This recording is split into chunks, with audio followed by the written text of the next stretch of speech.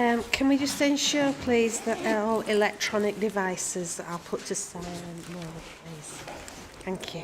Thank you. Right.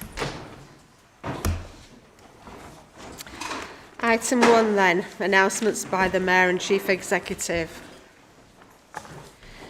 Members were notified earlier this week that Councillor Burke has passed away. Councillor John Lawson and Councillor Anthony Smith wish to say a few words. Councillor Lawson. Thank you, Mayor. It's with great sadness that I rise to comment on the recent news of the loss of Councillor Burke, Cahill. I've tried to reflect on the impact of this news this week, but I found it personally very difficult to know where to start. So I went back through some notes, some old notes, and I read back through the speeches that I wrote for him as Deputy Mayor and Mayor. Difficult to do, as the events seem like a lifetime ago now. I read my own words on how we were elected on the same night, now 16 years ago, and we watched each other's careers develop, on how his career had naturally taken him to the Mayor's role. I spoke on his passion to serve his community, his energy and his tenacity, and about how well he handled all the political environments, from coffee mornings to formal receptions, about how his family was such a central part to his life and how much pride they had in him, the pride that we shared. His charity work was brought up and it was acknowledged just how committed he was and the thousands of pounds he had raised for good causes and organisations.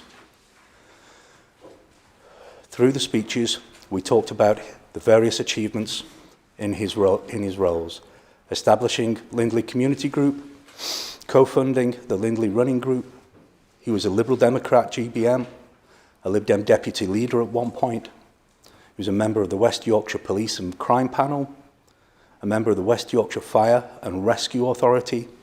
He was chair of Children's Scrutiny, which was at a crucial time in the council's history.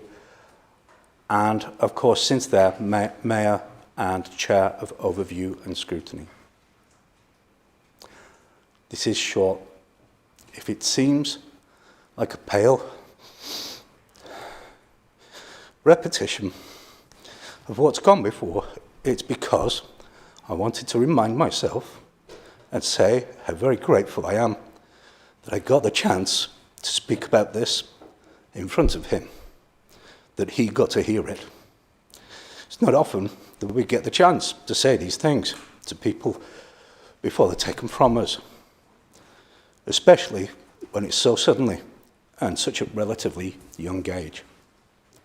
Mayor, myself and the group add our sincere condolences to those of the public for Cahill's family, friends and colleagues at this incredibly difficult time.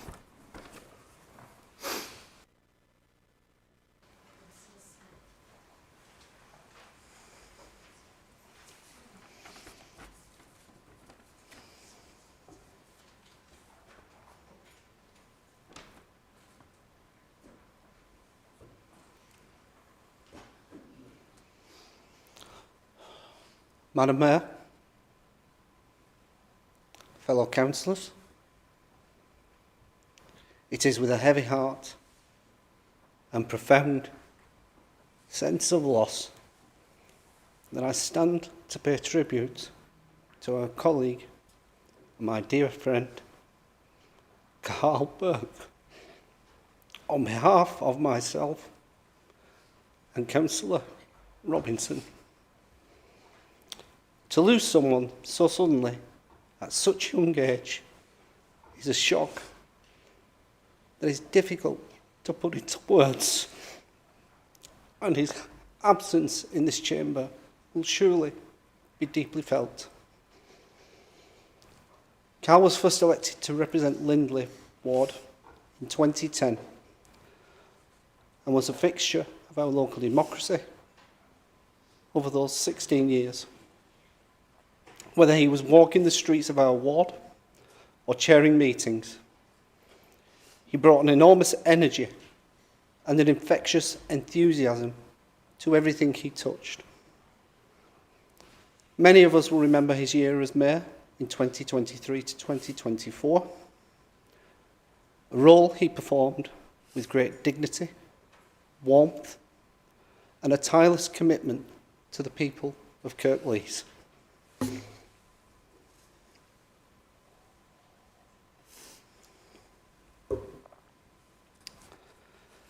Carl's influence extended beyond these walls.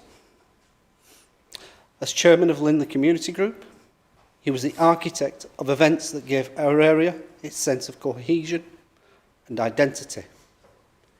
His passion for running wasn't just a personal pursuit.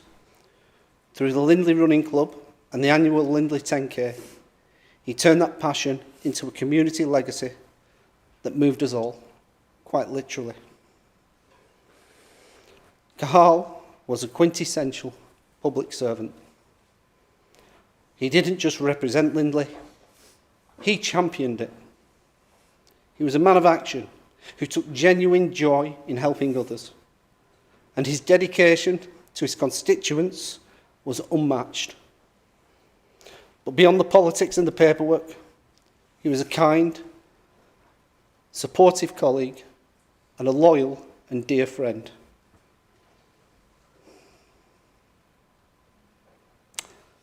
I know I speak for many, but Councillor Robinson would particularly like to express her gratitude for the support and guidance Cahal provided her.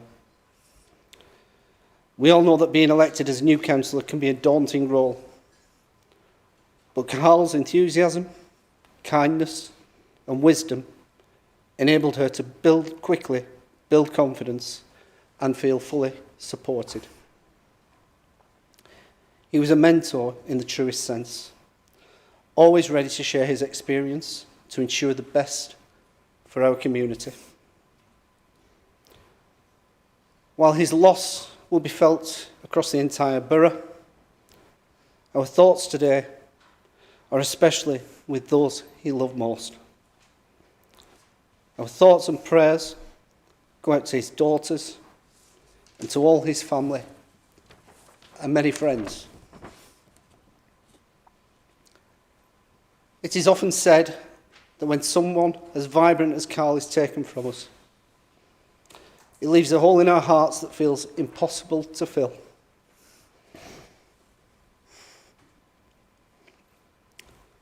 But as we look around this chamber, across the Lindley ward, Kirklees and beyond, we see that that space has been occupied and wasn't just a void. It was a reservoir of energy, kindness and progress.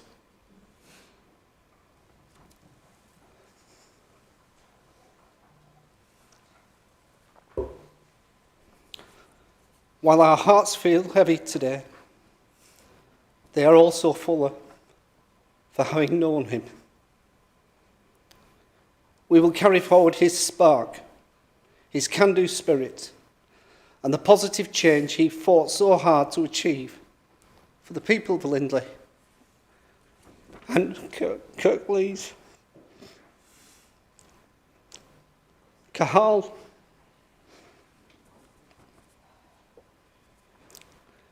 you will be dearly missed, but your legacy of service and your spirit of community will never be forgotten. May you rest in peace, my friend.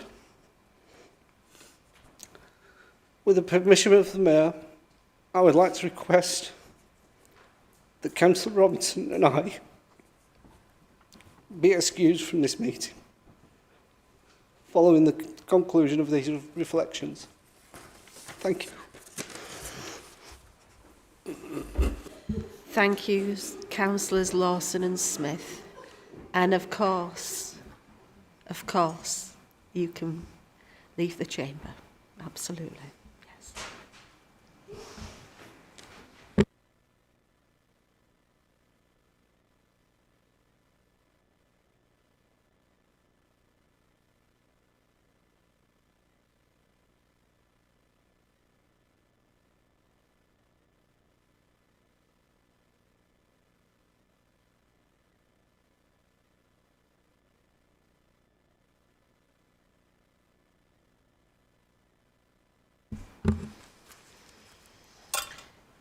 Members, we now turn to group leaders to pay tribute to councillors who shall be retiring at the end of this year. Councillor Pattison. Thank you, Madam Mayor. Yes, unfortunately, I have to say goodbye to 7 members of our group. And it's all for all various different reasons, and for them it's all good reason to spend more time with their family, to move on to pastures new, to regain their health and energy. So I do wish them all well. They have all chosen to take that course of action. I'm going to, rather than speak to each one individually, I'm going to speak about them all, if I may, because it's unfair. To pick out one who has given this council, the Labour group, any better, or the community, any better service than any other. So in no particular order, but our councillors that will be retiring are councillors Gwen Lowe, Beverly Addy, Nosheen Dad, Darren O'Donovan, Hannah McKercher, Angela Sewell and Will Simpson. They've all served different lengths of time, between 2 and 20 years, and various lengths of time in between. But all of that service from all of them has been dedicated, committed, and I thank them all for that. They've also all had different various responsibilities throughout that time. We've had 2 mayors. From Gwen Lowe was a mayor, and of course we all remember the story about how she always wanted to be a mayor from the age of 10, how she'd written to the dandy, and she eventually achieved her goal in life to become mayor of, well, not just Batley, but it was Kirklees as well, but I believe she wore the Batley chain at least once. And then of course, Nosheen Dad, who so ably served us all last year in that chair through quite a difficult, turbulent year. So we really have to thank her. But to be honest, Nosh, I really don't think you're going to be any better off where you are going. At home with 2 under 5s or under 6, not quite sure. I think you might find it just as turbulent. But all the best. And of course, I won't forget also Darren O'Donovan's father, who was one of our mayors a long time ago, Tom O'Donovan, but I'm sure Darren remembers that time well. And of course, speaking of Darren, of course, he has gone on and again served us admirably, but done many a year at the Fire Authority, which is, you know, we don't recognise perhaps the work that goes into chairing the Fire Authority, but he has again shown remarkable commitment and resilience to chairing that particular committee, and again I thank him so much for it. And then beyond then, we've also got a couple of cabinet members standing down. I've already mentioned that Bev and Nosh, again this last year, have both been on the cabinet, and Bev has done 2 years now on the cabinet, and again both have really risen to the challenge that's been in front of them. They've both been able to really contribute to the work that we have been doing in terms of public health, the court adult services, and of course the culprit services that Nosh this year has been representing. And then I won't forget the previous Gwen too was briefly, albeit, a cabinet member, as was Will, not so briefly, but as was Will Simpson. And again, I thank them for that time that they gave. And then, of course, there's all the work that we've had to, or they've had to, provide in terms of resourcing the West Yorkshire Combined Authority, the Police and Crime Committee as well. Gwen, of course, has been there this last year on the Police and Crime panel, and again has been very committed to that. And these are some of the things that we don't always see because it's not here in the town hall where this work takes place. And Bev too has served on the Culture and Heritage and Sport Committee of Wicker over this last year.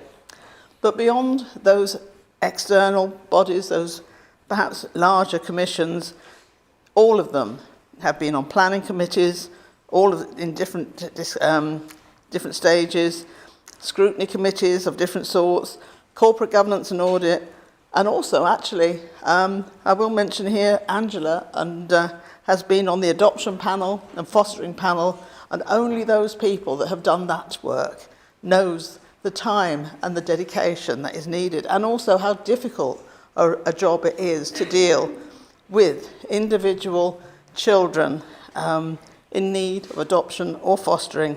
And Angela's done a wonderful, sterling job there over this last year or two.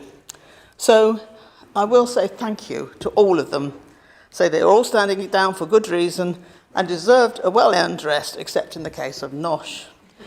Though, so they've always, as I've already said, been prepared to take responsibility, act in the best interest of Kirklees Council and their communities, and stayed steadfast through what has been one of the hardest of times for our services and our residents, and including, of course, the time when we had COVID as well, which really upset us as a council, as individuals as well, and we're still only recovering from today.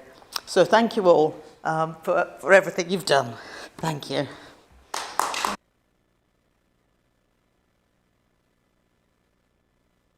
Councillor Hall. Thank you, Madam Mayor. I rise to say a big thank you really to two of members of my group who will be retiring this time. That is Councillor McGrath and Councillor Alley. Now, you may notice that, unfortunately, neither of them are here tonight. Tony, unfortunately, is waylaid in the lovely city of Norwich on business. And unfortunately, Councillor Alley has a family funeral which he's had to go to today. So neither of them are here to hear what lovely words I'm going to say about him. So I could cut it really short and just cut my losses and sit down.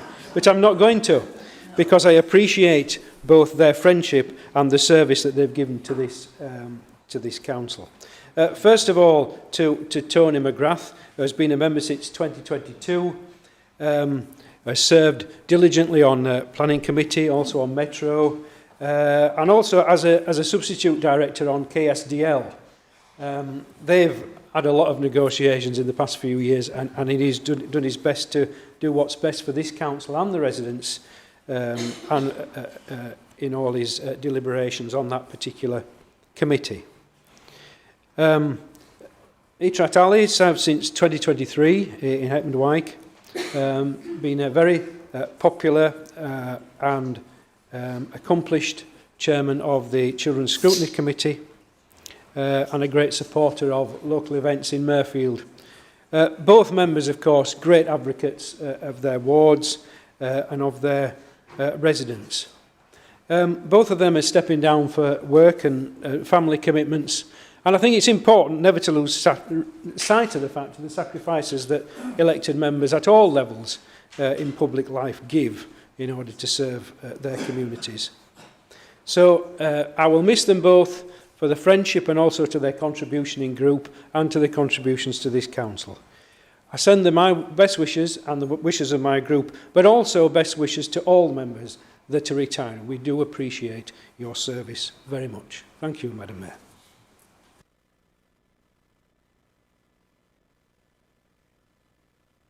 Councillor John Lawson.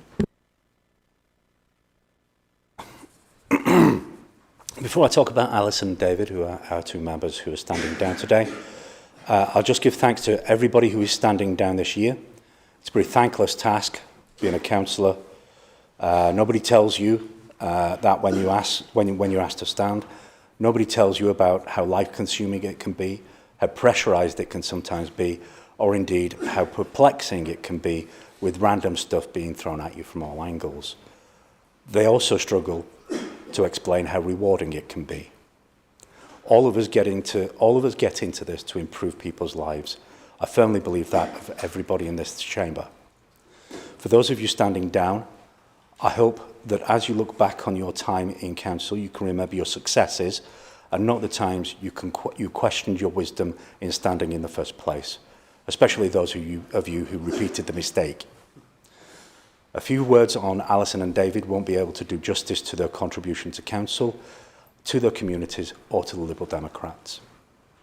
Alison's campaigning stamina has been legendary in Almonbury, and it has set a standard for being present in our wards. She came to group as a fully formed councillor with her parish council experience firmly tucked under her belt.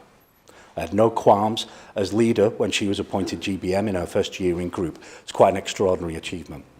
She very quickly made the role her own, with a formidable blend of compassion, loyalty, hard graft, and quite frankly, a terrifying attention to detail.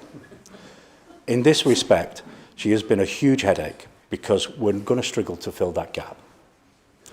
She brought those same qualities to her work as a ward councillor, and under the principle work begets work, she was incredibly busy and as a result a very trusted go-to figure in her community. The many campaigns and concerns she was part of all benefited from her dedication, and whether she was in Tolson Museum or Castle Hill, if it was her work with the Carnegie Library or getting stuck in with the galas or Christmas lights, her commitment to her role was always a given, always substantial. I hope her and John will get to go to more gigs and seek out more destinations as soon as she's delivered all her rounds. David is the baby of the group, being one of the most recently elected in May 24. In just a couple of years, he's belied his allegedly retired status and made a big impact. He very quickly got involved in the fabric of Almonbury life and made a significant contribution to the first panel he sat on. With his courtroom background, it was a no-brainer for David to take up Chair of Appeals, and he walked into the Transport Appeals storm and guided the panel with a steady hand. Perfectly placed to understand the legal issues, he made sure that the sheer volume of work and the more complex cases went as smoothly as possible. During the high-profile concerns about the new grounds for Huddersfield Giants, he was able to voice concerns to the council in terms that were hard to dismiss. Always reasonable, always persistent, always an advocate for those struggling to be heard. I tried to persuade him to stay, but his usual steel trap logic came into play, and I had to give way to his compelling argument that health and time with grandchildren trumped car parking disputes and overhanging bushes. I hope Dave and Pam enjoy a real retirement for many years. So for anybody standing down, everybody standing down, if you're just moving on or retiring, may the best of luck go with you. And as Dave Allen said, may your God go with you too.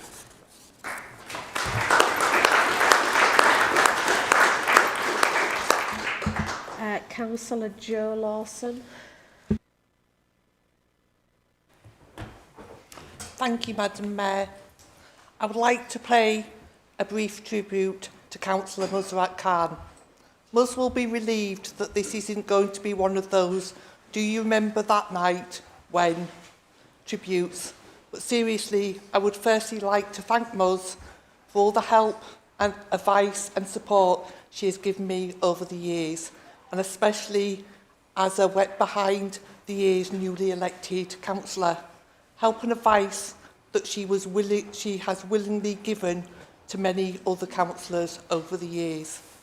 Mus was first elected to Dalton in 2015, and in those 11 years she has definitely left her mark on Dalton and in these chambers.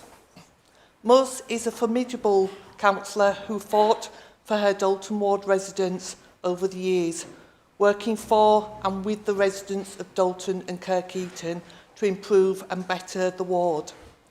Gaining the respect of her residents for somebody who got things done and put the ward first. I remember being roped in to campaigning for her on many occasions, and what came across loud and clear was the respect her residents had for her. I recall coming up to one of her elections, a resident posted on the community group, "I don't normally go out and vote, nor do I encourage others to, but on Thursday, go out and vote for us." And that stuck with me, because to have that kind of accolade to your residents obviously means that you've had such an impact on them. She was one of the first Muslim women to hold a cabinet portfolio. Firstly, highways and waste, then adult social care and public health during the COVID pandemic. Balancing being a cabinet portfolio holder with being a ward councillor with ease.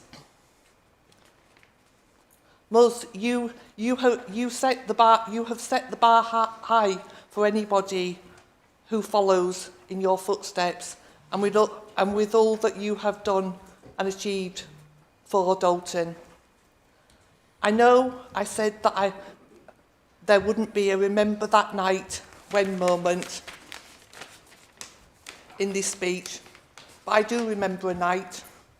I called you, it was pouring down with rain, it was dark, and all I had to say to you was, "My election boards are disintegrating. They'll say vote Barry in the morning." Your reply was, "I'll meet you there," and for the next 2 hours we drove around in the rain and the wind, taking 100 boards down. The lesson of who you can count on in a crisis was learnt for me, and when I studied in Crosslandmore and Neverton, the first thing I insisted on was printed Corex boards. It may be goodbye to sitting in these chambers, but I know you will still be active in local community affairs, and you've one last election campaign to help in. Thank you, Mus, for all you've done for the residents of Dalton Ward and Kirklees as a whole over the years. Enjoy your retirement and your grandbabies.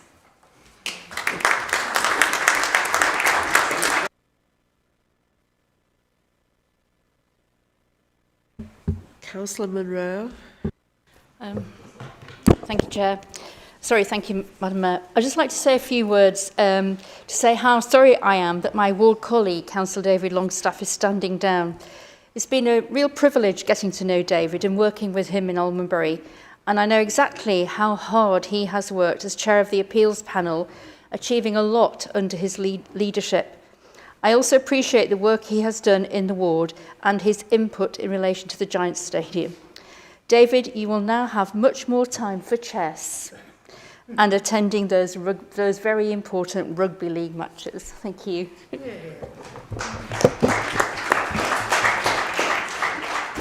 Thank you. Councillor Masood Ahmed. Thank you, Madam Mayor. I'd like to say a few words about Councillor Nosheen Dad. I'd like to take a moment to say a few words about my colleague and friend, Councillor Nosheen Dad.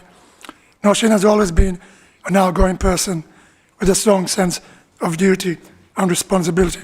From the day she joined the council, she brought energy, commitment and a real passion for serving her community of Dewsbury South Ward. She never did things by halves.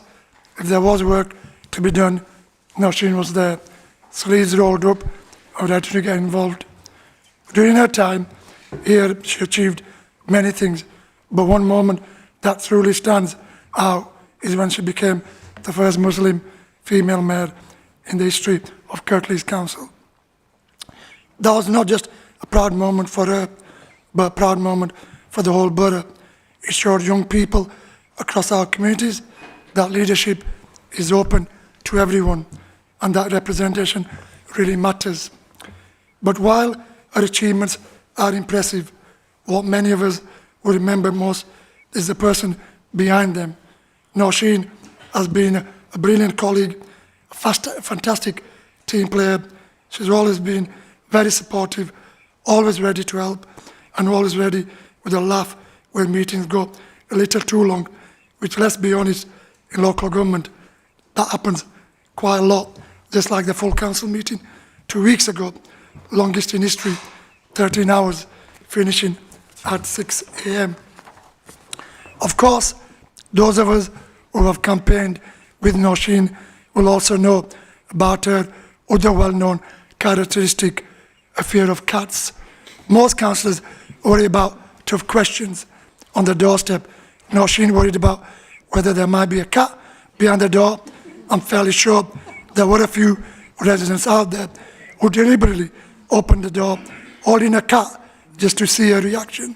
In fact, I think some of our campaign sessions involved more than cat spotting than voter spotting. So while I'm really sad to see Nosheen stepping down, I suspect the cats of Kirklees are quite quietly celebrating tonight. But jokes aside, public service takes a huge amount of time and dedication, and balancing that with family life is never easy. Nosheen has made the decision to step back in order to focus on her young family. And that is something we all completely understand and respect. Family must always come first. Nosheen, you have been a great colleague, a great friend, and a great daughter as well. A great credit to the council. Your energy, humour, and dedication has made a real difference. I will genuinely miss you from bottom of my heart. Your contributions, your positivity, your ability to keep us smiling during the longest meetings. Thank you for everything you've done for this council and for the residents of Dewsbury South Ward. I wish you and your family the very best for the future. And if you ever do decide to miss council life, you're always welcome back. Although next time we promise to check the doorsteps for cats first. Thank you, Madam Mayor.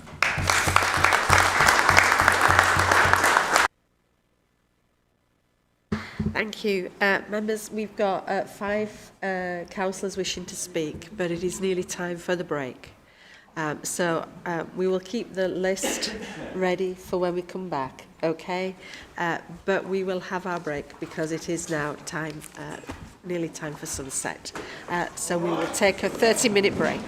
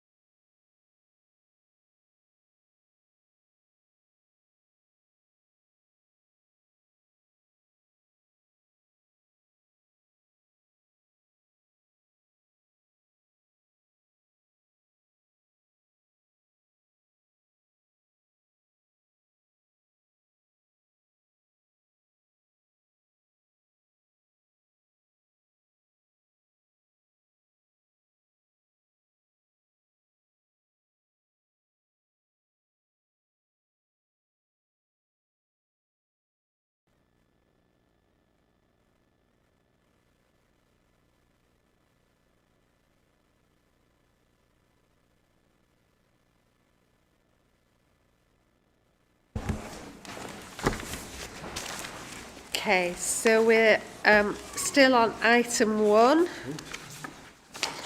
And Councillor Davis.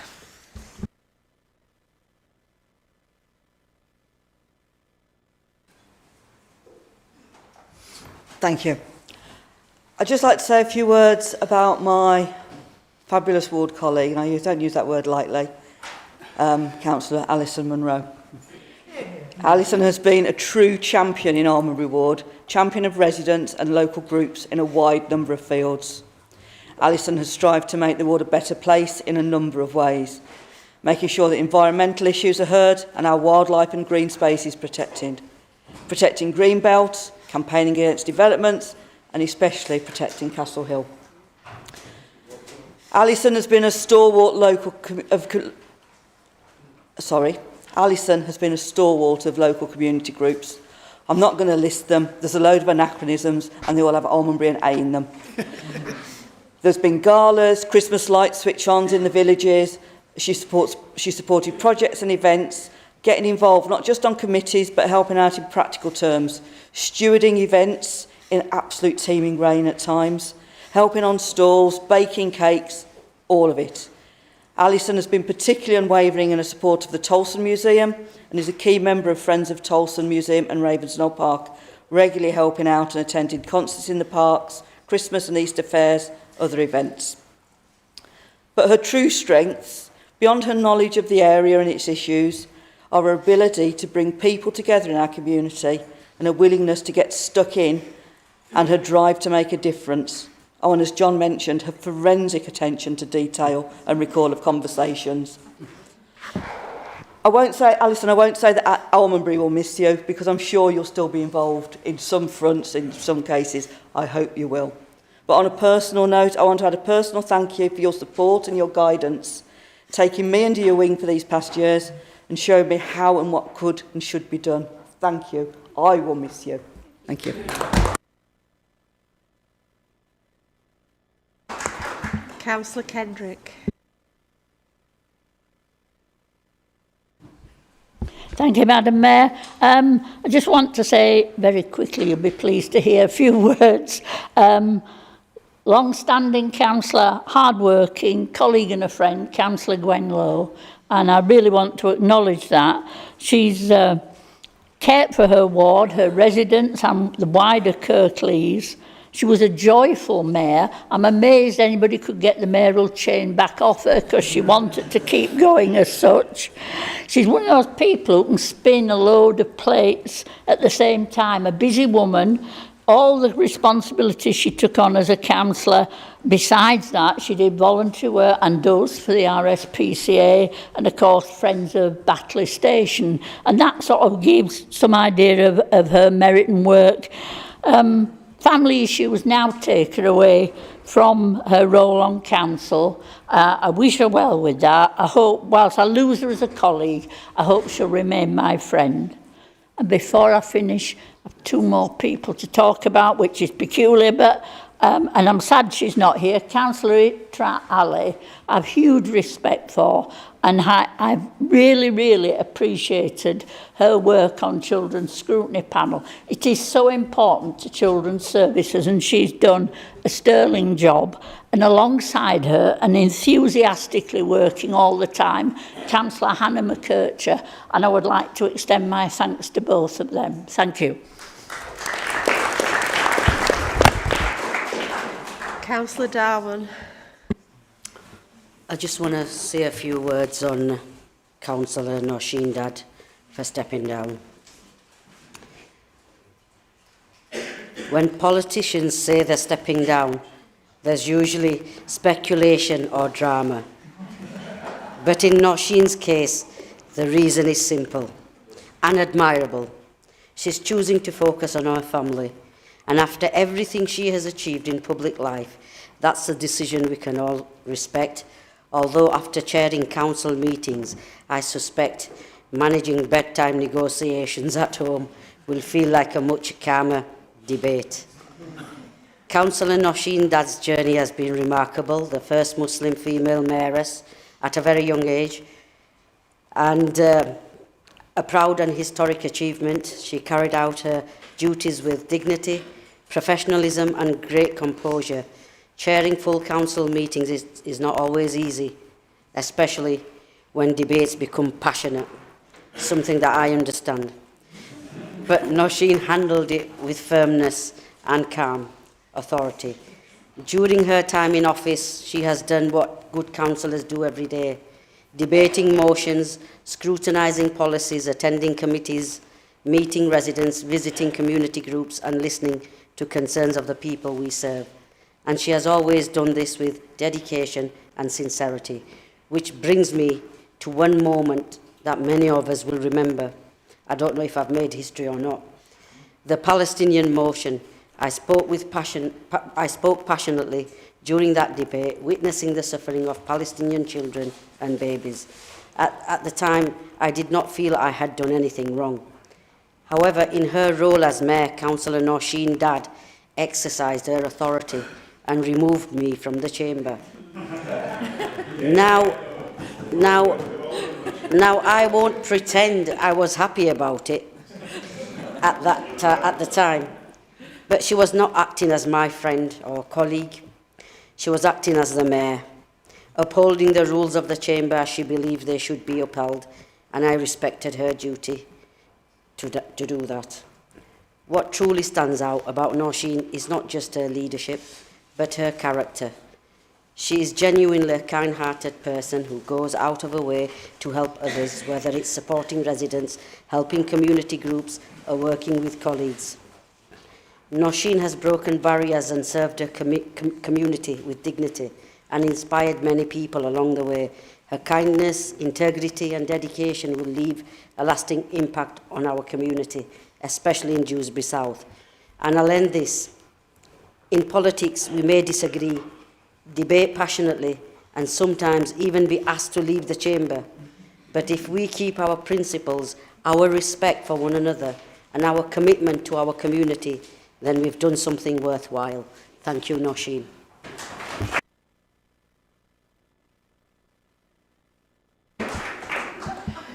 I agree, it's not always easy. Councillor Turner. Madam Mayor, thank you, and I promise I will be brief. Thank you. I rise this evening to pay tribute to my colleague Councillor Sewell, who is standing down in May's elections.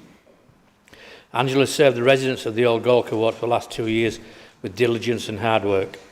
During the last 2 years, along with her council commitments, she has continued the huge amount of voluntary work she does in the Galka area. We have worked well together, and I will miss her commitment and company. I wish her well and know that she will continue to support the voluntary sector in the coming years due to her long-standing commitment to public service. All the very best, Angela, and thanks very much for the last 2 years.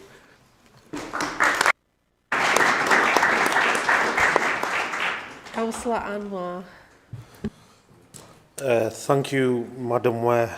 I'd like to thank my ward colleague, Councillor Darren O'Donovan, for his dedicated service to the people of Kirklees. Public service is never an easy task. It requires time, patience and a genuine commitment to improving the lives of others. And Darren has shown those qualities throughout his time in office. I have known Darren for over 15 years.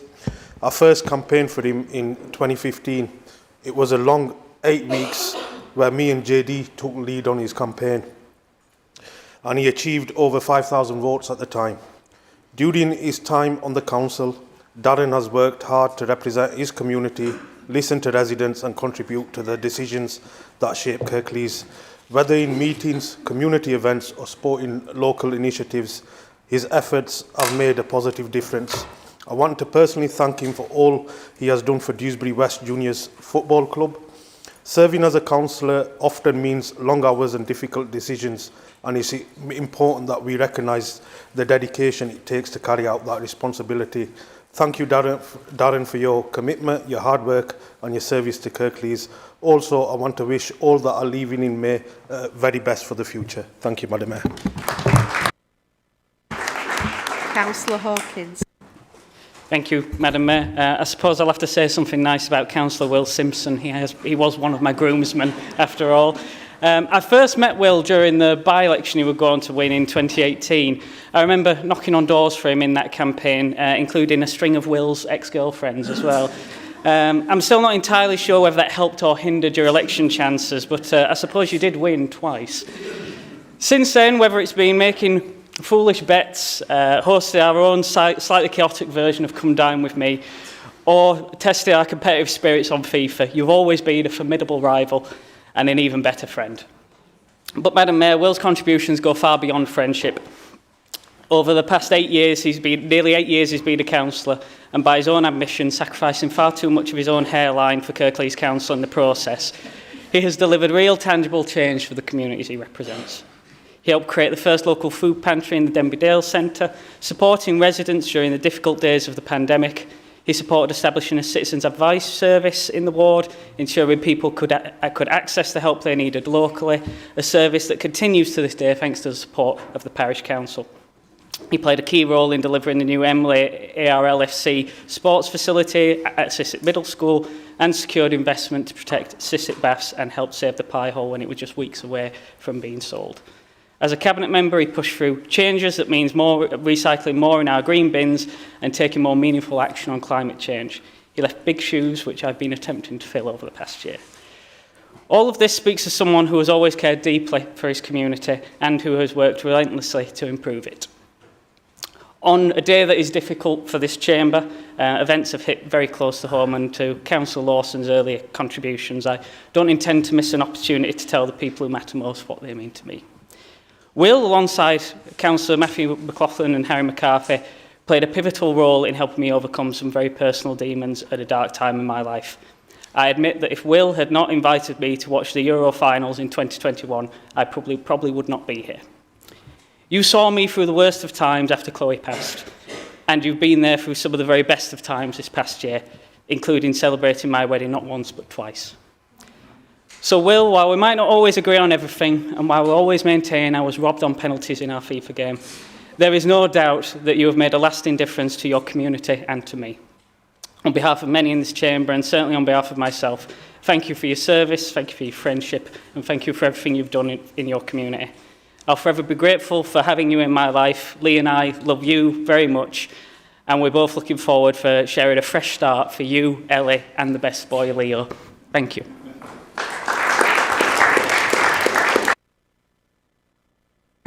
Councillor McLaughlin. Oh, follow that. Thank you, Madam Mayor. I would like to pay tribute and give thanks to my ward colleague and friend, Councillor Addy, on behalf of Councillor McCarthy and myself. After enduring what I feel safe in calling a baptism of fire and a steep learning curve, having only been selected as a candidate in February 23 for the May 23 elections, Bev soon demonstrated a talent for working with the community and taking on people's causes that is tenacious and impressive. She genuinely cares about her community and the people of Colne Valley, and I know she is going to carry that passion into her life and work beyond this chamber. In her years as a Colne Valley councillor, she has done sterling work supporting the saving of Colne Valley Leisure Centre, funding new youth outreach workers in Linthwaite, championing the retention of community libraries, running community cuckooing workshops, the resurrection of ward partnership meetings, working to deliver a new safe walking route to Wilberley Primary School, and plenty more, Madam Mayor, I can assure you. Bev took to her new cabinet responsibilities 2 years ago with energy and enthusiasm and dealt with some very difficult situations with care and remarkable fortitude, as well as oversee key changes and improvements in her service. We will miss her as a colleague, but I also feel safe in saying that we look forward to working with her in her inevitable future as a key member of the Colne Valley community. Councillor Bolt. Thank you, Madam Mayor. Could I start by wishing all those who are stepping down from across the chamber all the very best. It's a thankless task often being a councillor. The public don't appreciate the work which goes in behind the scenes, the fact that it isn't always the bare pit of a council chamber. There's a lot of work goes on. So anybody who ever offers themselves for public service, I think we all owe a debt of gratitude to, and we should say thank you for wherever you go and all the best with your future. In the break, Madam Mayor, a couple of members came up to me and said, I thought you'd been here earlier to say something nice about us. So I said, well, I won't say anything nice about you, but what I will do is say something nice about a couple of other people. The first, as has been mentioned, is Councillor Dadd. I first met Nosheen when I was mayor and she was president of the Students' Union. Since then, I think she's gone on and carried on the phrase wherever there's a chain, there's Nosheen. Although I would point out that the rumour that the Dewsbury chain is now in Savile is totally unfounded. Nosheen has demonstrated that public service runs right through her marrow, from the active work that she did to get to be the president of the Students' Union, becoming a councillor, and then the diligence of being the mayor, and along with your husband carrying out those duties. Thank you for that. The council, for a long time, had one Khan, and that was enough. We then had Muzz came on the scene. It's often hard following Mehboob anywhere, but you managed to get rid of him down to London, Muzz, and you've stayed on. You've had roles both in the cabinet, in your ward and outside. Again, you've served the council very well. We've got on well out of the chamber. So again, to all those members retiring, but to the two in particular, thank you for your service and all the best in the future.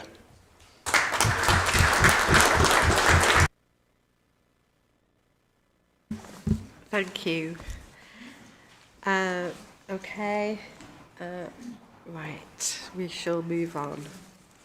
The motions 24, 25 and 26 have been withdrawn. Okay. So we move to item 2, apologies for absence. Can we have apologies for absence, please?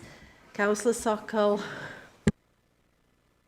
Mayor, apology from Councillor Gwenlow, Councillor Sheikh-Ullah and Councillor Beb Addy. Thank you. Councillor David Hall. Thank you, Madam Mayor. Apologies from Councillor Smith, Councillor Ali and Councillor McGrath. Thank you. Councillor Masood Ahmed. Apologies from Councillor Adam Zaman. Councillor Darwin.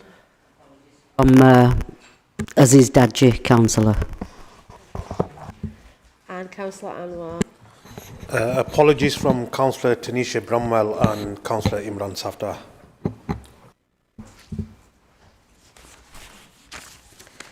Item 3 then, minutes of the previous meeting. I move that the minutes of the meeting of Council held on 25th of February 2026 be approved as a correct record. Is that seconded? Yes, it's seconded. Please vote by a show of hands. Thank you, I think that's carried. Thank you. Item 4. Members who have any disclosable pecuniary interests which would prevent them from discussing or voting on any item should disclose their interests now. Are there any interests to declare? No? Okay. Can I remind all members that any interests need to be verbally declared in the meeting, and any members who make a subsequent declaration will then be provided with a form to complete. Thank you. Item 5, petitions from members of the council. Are there any petitions? Councillor Taylor. Thank you, Madam Mayor. I'd like to present a petition signed by over 1,000 residents across the Kirkburton ward, calling for action to improve safety at a number of zebra crossings in our communities. This has become a real concern for local people. Sadly, recently, a lady was knocked down on a crossing in Shelley, and residents tell me that there are near misses happening far too often.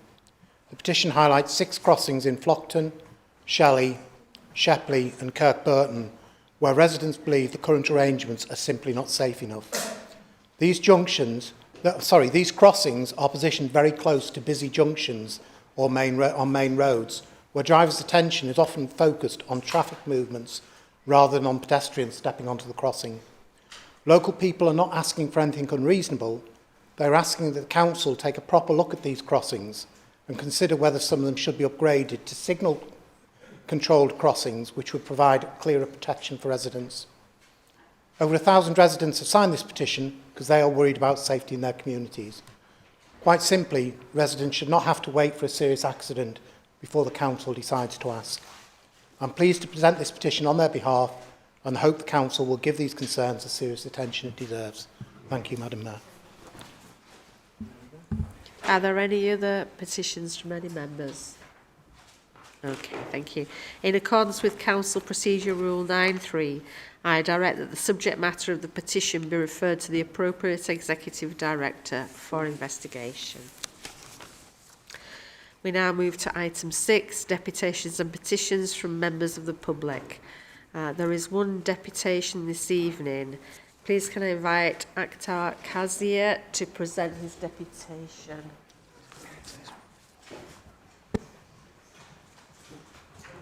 In 5 minutes, if you could say who you are, please, and 5 minutes to present. Good evening. Assalamu alaikum.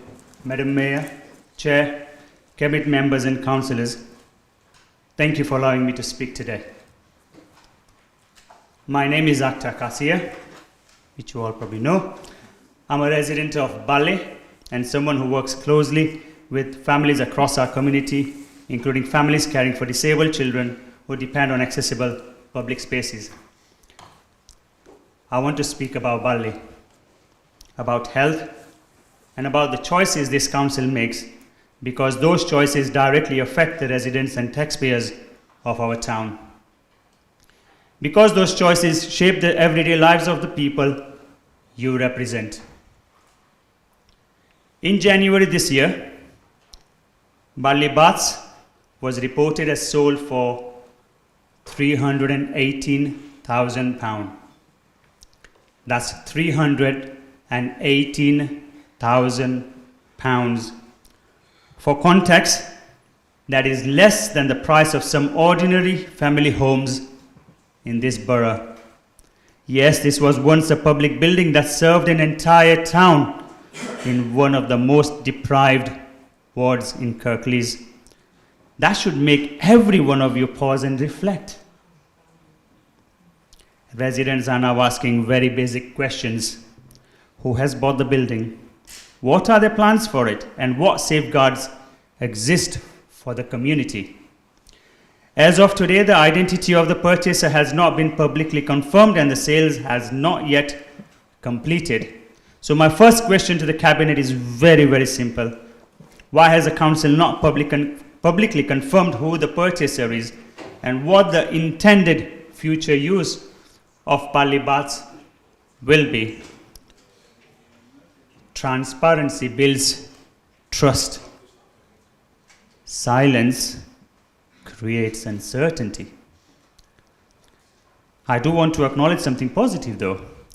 The asset of community value application submitted by myself has now been approved. That recognition matters. It confirms that Bali Baths is not simply bricks and mortar. It has genuine value to the community. But the wider issue still remains. Why are long-standing community assets being sold in towns that already face the greatest inequality in health and opportunity? In Batley, we face higher levels of deprivation, higher levels of long-term health conditions, and enormous pressure on families caring for vulnerable relatives. In this chamber, you talk a great deal about prevention. Prevention in health, prevention in well-being, prevention in social care.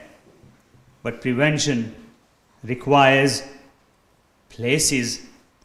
Places where children can be active rather than isolated. Places where older residents can maintain mobility and independence. Places where disabled residents and their families can participate in community life without barriers. When those places disappear, the opportunity for prevention disappears with them. At the same time, residents are also asking questions about how leisure services are delivered across Kirklees. Carl receives significant quarterly grant support from the council to operate leisure facilities. Yet across the country, we see modern facilities operating with leaner staff, structures, longer opening hours with technology that improves access while reducing cost. So my next question to the Cabinet is this. Has the Council carried out a full review of whether the current leisure delivery model provides the best value and accessibility for residents compared with modern alternatives? Because the issue is not whether Bali deserves facilities. Of course it does. The real question is whether you are prepared to rethink how those facilities are delivered so they remain sustainable and accessible for the future. Residents in Batley are not asking for special treatment. They simply want to know that when decisions about their own town are made, Batley matters. They are asking for fair treatment. They want to see the same ambition for the town as exists elsewhere in the borough. They want decisions about community assets to reflect long-term health and well-being, not simply short-term financial pressures. Now that Bali Baths have been granted asset of community value status, there is also an opportunity for the council to engage openly with residents, community organizations, and local leaders to explore whether this building can still contribute to health, well-being, and inclusion in Batley. So my final question to the Cabinet is this: will you commit to engaging with Bali Committee to explore options that protect the community value of Bali Baths before its future is permanently decided? And if you will not, what provisions, safeguards, and alternative facilities will you put in place for Bali residents once Bali Bath is gone? Batley Bath is full of hard-working families who contribute to this borough every single day. They deserve the same opportunity, the same ambition, and the same investment as any other town in Kirklees. Batley is not asking for special treatment. Batley is simply asking for fair treatment. Thank you. Thank you. Councillor Turner to respond. Thank you, Madam Mayor. Good evening, Mr. Kears. Nice to see you again. So thank you very much for your deputation and your continued interest in the future of Batley Baths. Following your last visit, I promised to come to Batley to meet you to discuss the future of the Baths, and I agreed at that meeting to reopen the community asset transfer process, which I did, and that gave you and any other interested parties an extra 6 months to come up with a viable plan for the future of the building. Unfortunately, despite your best efforts, and they were really best efforts, along with the support of the council, a viable plan for the building could not be developed. It was at this point it was placed on the disposal list. Whilst you may think that we didn't get best value for the building, I can assure you that the best way to realise the true value of any building is to auction it. It's a tried and trusted method of asset disposal. Now, we don't normally answer questions on deputations, but in the spirit of cooperation and openness, I will address your three questions together. So regarding the purchase of the building and its future intended use, the Council does not publicly disclose the identity of purchase of council-owned land or buildings at the point of sale. This approach is long-standing and ensures consistency with GDPR requirements, which differ depending on whether the buyer is an individual or a business. To avoid selectively naming purchases in some cases and not in others, we wait either for the buyer to publicly identify themselves or for their details to appear on the land register when they become public information. If you wish, you can pass your contact details to the new owner and inform them that you would like to speak with them, although any expert response will be up to them entirely. It's their discretion. As the council no longer owns the building, the question of its future use now rests with the new owner. Any proposed alterations requiring planning permission or listed building consent will be subject to the standard public consultation process and planning permission being granted. Regarding whether the council has undertaken a full review of the current leisure delivery model, the council's funding agreement with Kirklees Active Leisure runs until 2032. We continually review leisure provision, as we did in 2023, when rising costs required us to consider rationalising the CAL offer, leading to the decision not to reopen Batley Baths. As one of our oldest facilities, the building presented significant challenges in delivering a modernised and financially sustainable service. Batley Sports and Tennis Centre is a more suitable and adaptable location. from which we can continue to improve the offer for local residents. A comprehensive review of delivery arrangements will take place closer to the end of the current CalCon agreement to inform decisions beyond 2032. In the meantime, ongoing assessments consider a range of models used across the sector, including alternative management approaches and community-based models. This review assesses financial sustainability and long-term value for public investment, accessibility and equality of access, including pricing, travel links and sustainability by diverse user groups. The condition and suitability of facilities alongside opportunities for improvement in external funding. Future opportunities including digital innovation, partnerships across health and social care, community organisation and potential co-location with the public services. This continuous review process helps ensure that leisure provision remains modern, sustainable and accessible. Regarding the community engagement future of Batley Bath, because the building is listed as an asset of community value, if the owner decides to sell within 5 years, they must notify the community and follow the statutory process associated with the disposal of an ACV listed asset. So thank you very much for coming along this evening. Pleasure to see you again. Thank you very much for your time. Thank you. Are there any public petitions? No. Thank you. We now move to item 7, public question time. There are 15 minutes permitted for this item, and we have 3 public questions. Question 1 from Heather Peacock. She's not here, so the question placed has been published and the answer published.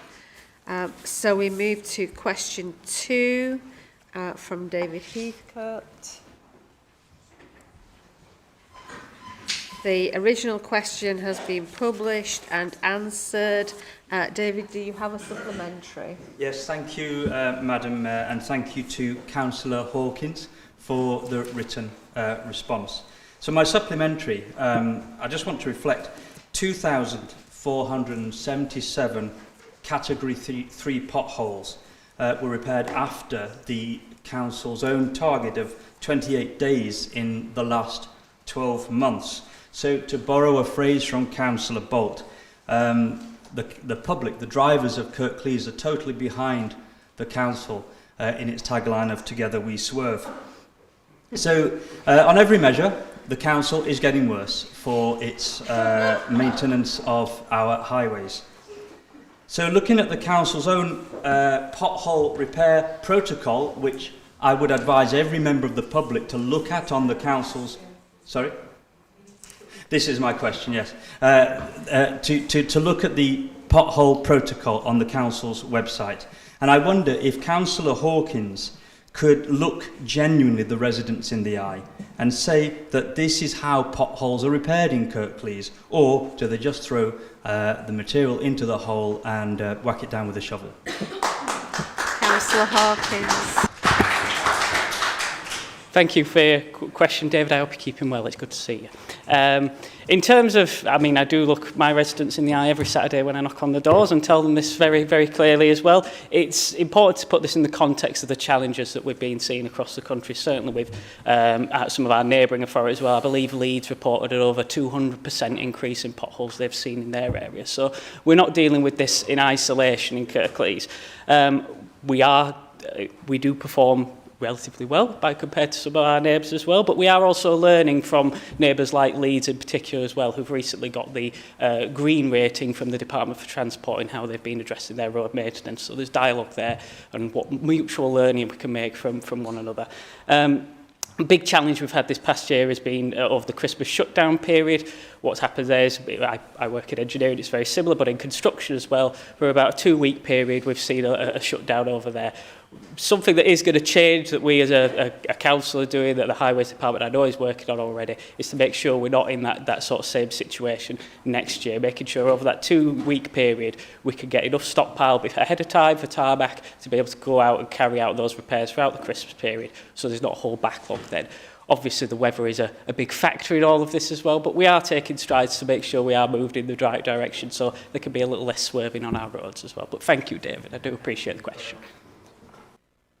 Question 3, that has been published and answered. David, do you have a supplementary to question 3? Yes, thank you, Madam Mayor, and thank you to Councillor Dadd for the response. So 80 serious breaches of the law in relation to freedom of information request responses. So that's 1 in 22 requests over the last 12 months that have been in serious breach. And so my question does relate to my own freedom of information request that I made in August last year, which remained 129 working days unanswered before I asked the council to forget it because I didn't think I'd get a response. That's 109 working days over the legal 20. So my question, and I would like an answer tonight if possible rather than an email follow-up.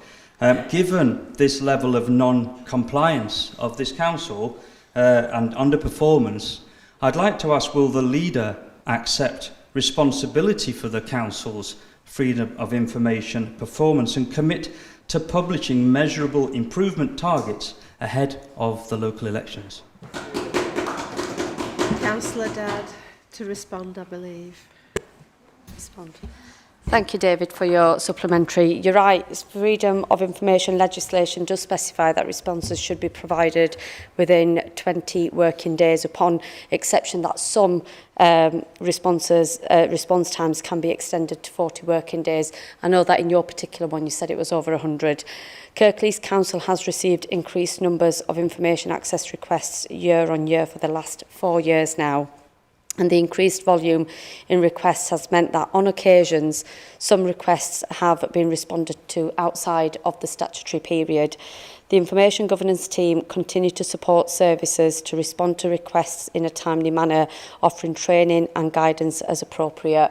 But your particular case, obviously I didn't know exactly why it took that long, but I'm sure there will be reason behind it, and I'm more than happy to go back to officers and find out what the reasoning was, and we can come back to you with information around why it took as long as it did. Thank you. Thank you. Thank you. Thank you. We now move to item 8, the West Yorkshire Combined Authority minutes. This is to receive for information the minutes of West Yorkshire Combined Authority. The minutes are here for noting. Are there any comments or questions regarding the minutes?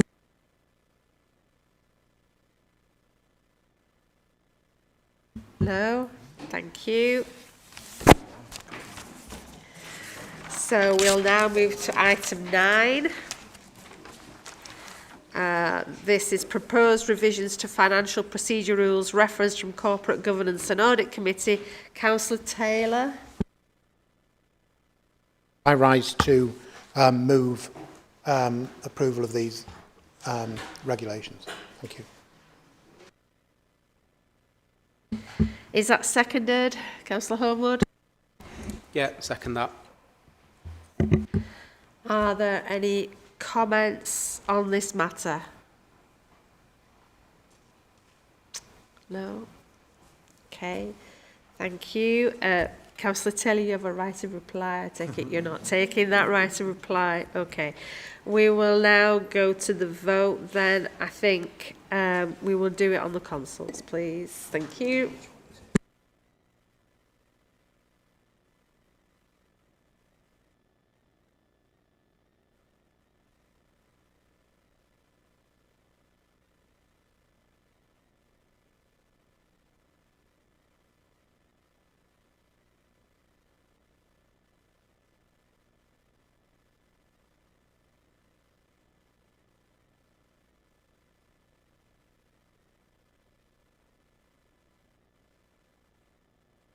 Has everybody voted who wishes to vote? Okay, that is carried. We move to item 10.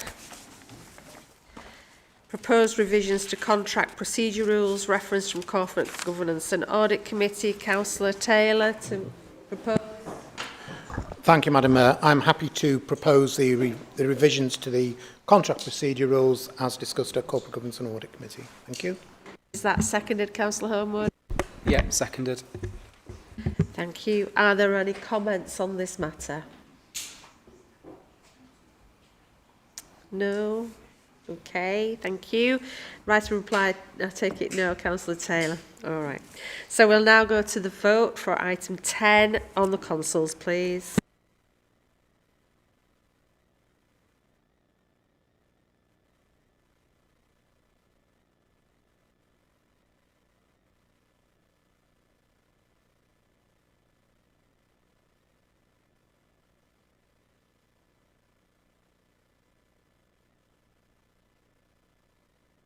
Has everybody voted who wishes to vote? I think we can take it that that is carried. Thank you. Item 11, proposed revisions to the Constitution, reference from Corporate Governance and Audit Committee. Councillor Taylor. Thank you, Madam Mayor. I'm happy to move approval of the proposed revisions to the Constitution as discussed both the Corporate Governance and Audit Committee and the Constitution Working Group. Thank you, Madam Mayor. Is that seconded, Councillor Homewood? Yeah, I'll second that and reserve the right. Thanks. Thank you. Are there any comments on this matter? Councillor Bolt. Thank you, Madam Mayor. At the annual meeting of Council last year, when these things are usually discussed, we raised concerns across the chamber about changes to what is called observer attendance by councillors at committees, subcommittees or panel. It's a bit of a misnomer because I don't know any councillor who attends a meeting to represent their public and constituents who attends as an observer. That implies you're watching and not participating. When we attend meetings, we're often representing our constituents. Last year, the concerns expressed was what the rights and privileges of elected members were being eroded. To that, I would question the strapline that we get on emails, which says putting councillors at the heart of what we do. Yet, putting councillors at the heart of what we do, allowing us to enter into debate, when you get a 5-minute speech once, no opportunity to challenge, no opportunity to debate.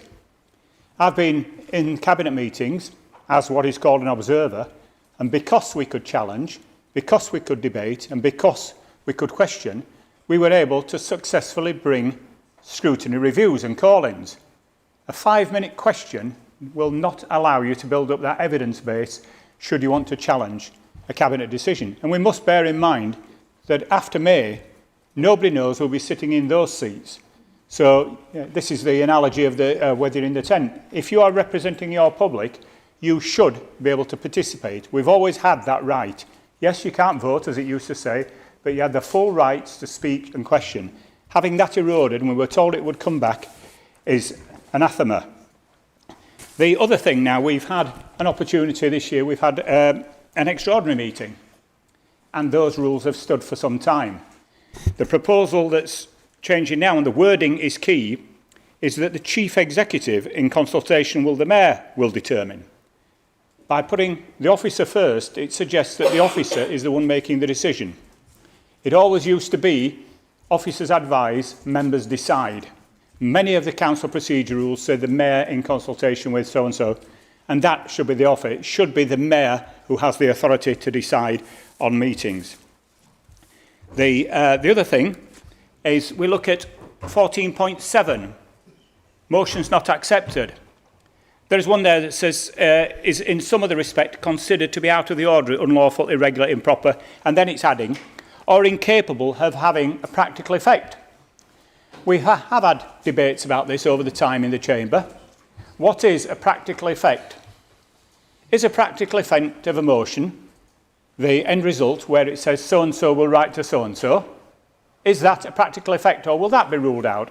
It may be that this is a way of reducing the number of motions. I think the changes of the Constitution as we are now being presented, and for those who vote for them, it will be like turkeys voting for Christmas. You will not be able to represent your constituents.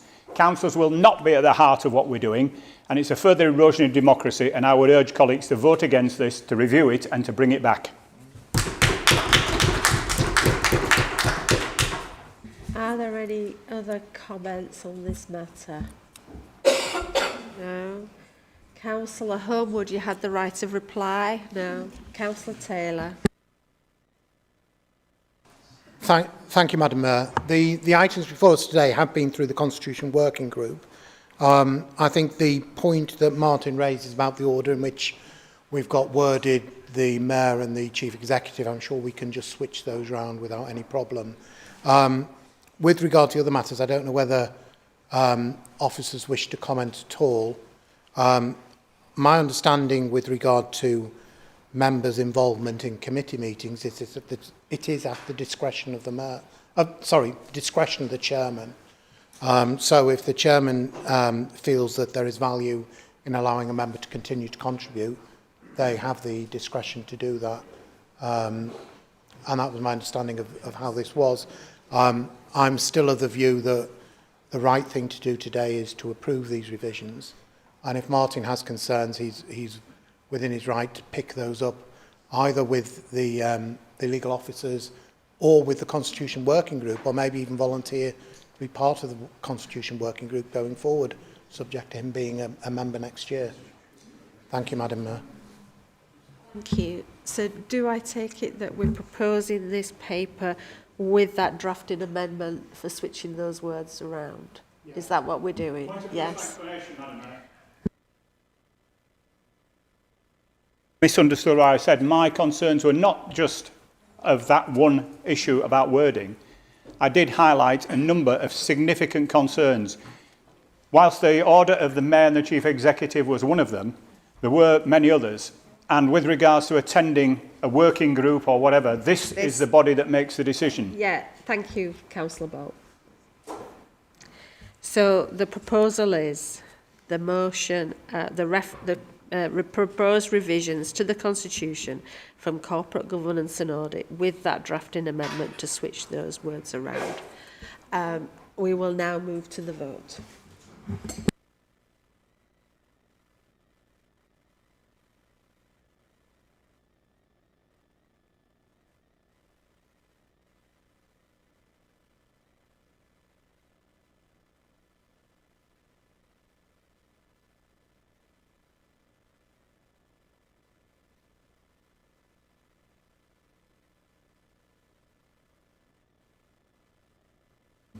That is carried. Thank you.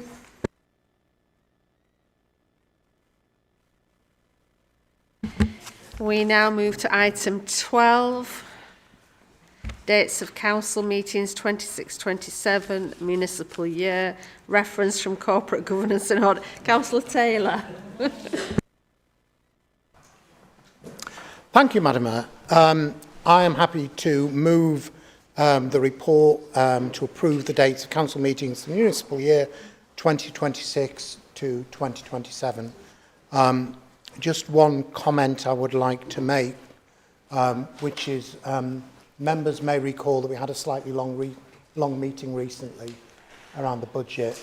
We will take a look after the May elections about whether it might be appropriate to bring forward a proposal to change the starting time for the budget next year to start it earlier, but we will look at that after the May elections have happened. All we're really doing today is agreeing the dates of those meetings. So I'm happy to move that. Thank you, Madam Mayor. Is that seconded? Councillor Homewood? Yeah, seconded. Are there any comments on this item? Councillor Bolt. Thank you, Madam Mayor. I'd like to raise a point of order at this point. Surprisingly. Yeah. Standing order Councillor 1. Bolt, have you got the Constitution, paragraph and number, etc.? Indeed, Madam Mayor. If you let me carry on, I will quote them. Thank you. 11J. It's the annual meeting of the council, timing and business. It's right at the start of the Constitution, which is helpful. And 11J says that part of the annual meeting of council, the business, is to approve a programme of ordinary meetings for the council for the ensuing year. Therefore, we are acting against the Constitution if we don't do that at the annual meeting. I've not seen anybody propose that we suspend that procedure rule, which would allow you to debate it here. So what's the point of having a council constitution if we're going to flout it?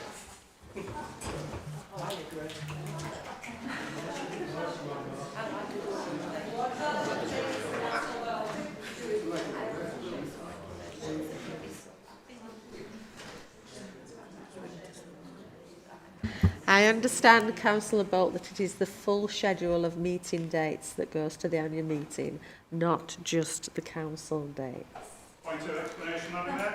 Well, as long as it's short, Councillor Bolt. To approve a programme of ordinary meetings of the councils. This is the council. This item is the ordinary meetings. It's not a schedule we're talking about. It's a programme of the ordinary meetings of council. Or, to put it easy, the dates on which council meets.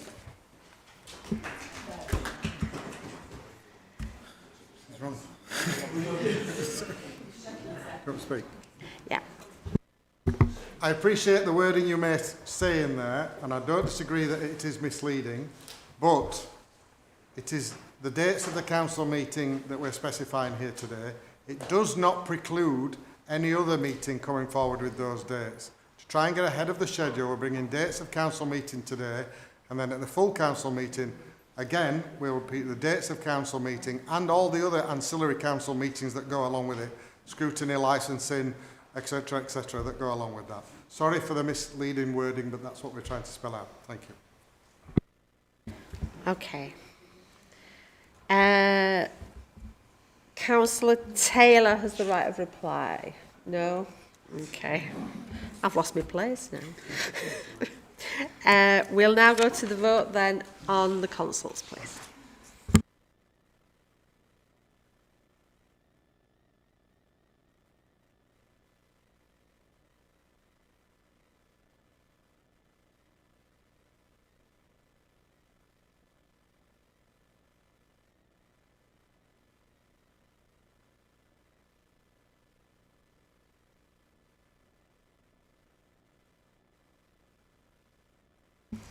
That's carried. Thank you.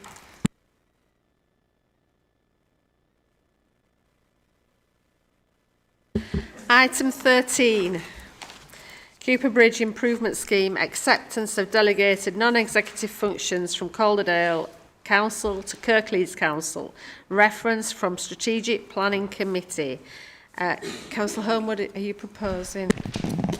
Yeah, thank you. I move that the recommendations 1 to 6 are set out in the report be approved. Thank you, Matt. Councillor Turner, are you seconding? I reserve the right. Thank you. Are there any comments on this item? Councillor Crook. Thank you, Madam Mayor. I'd just like to say a couple of quick things about this agenda item, because although it's a procedural planning matter, the accepting of delegated non-executive functions, it also relates to the long-planned and very long lobbied for Cooper Bridge project, which sits within the transport portfolio.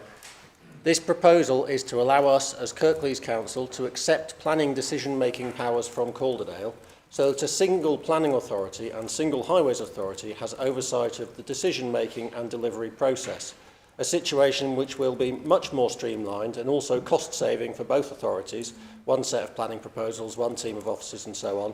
And it is quite right that Kirklees be the lead partner in this, since the larger part of the project sits within Kirklees' jurisdiction already, and the project is distant from Calderdale's population centres. It is worth noting that this is not a decision with respect to the scheme directly, just on accepting powers to be able to take the decision here in Kirklees in the future. This will save money for taxpayers, speed delivery, reduce complexity, and in any event, the project will be funded via the West Yorkshire Combined Authority. It is extremely positive news for all of Kirklees and beyond that we are moving finally closer to realising this much needed project, and this decision is, in my view, a no-brainer. Thank you. Councillor Bolt. Thank you, Madam Mayor. Just looking at the map, I mean, there is a point of debate about where the majority of the scheme lies. When you look at the plan which is included, there's helpfully a line through it that shows that there is a significant part of this, and also the technical stuff going under the railway bridge are all currently in Calderdale Metropolitan Borough Council. The aspect that I would like clarity on is the financial implication.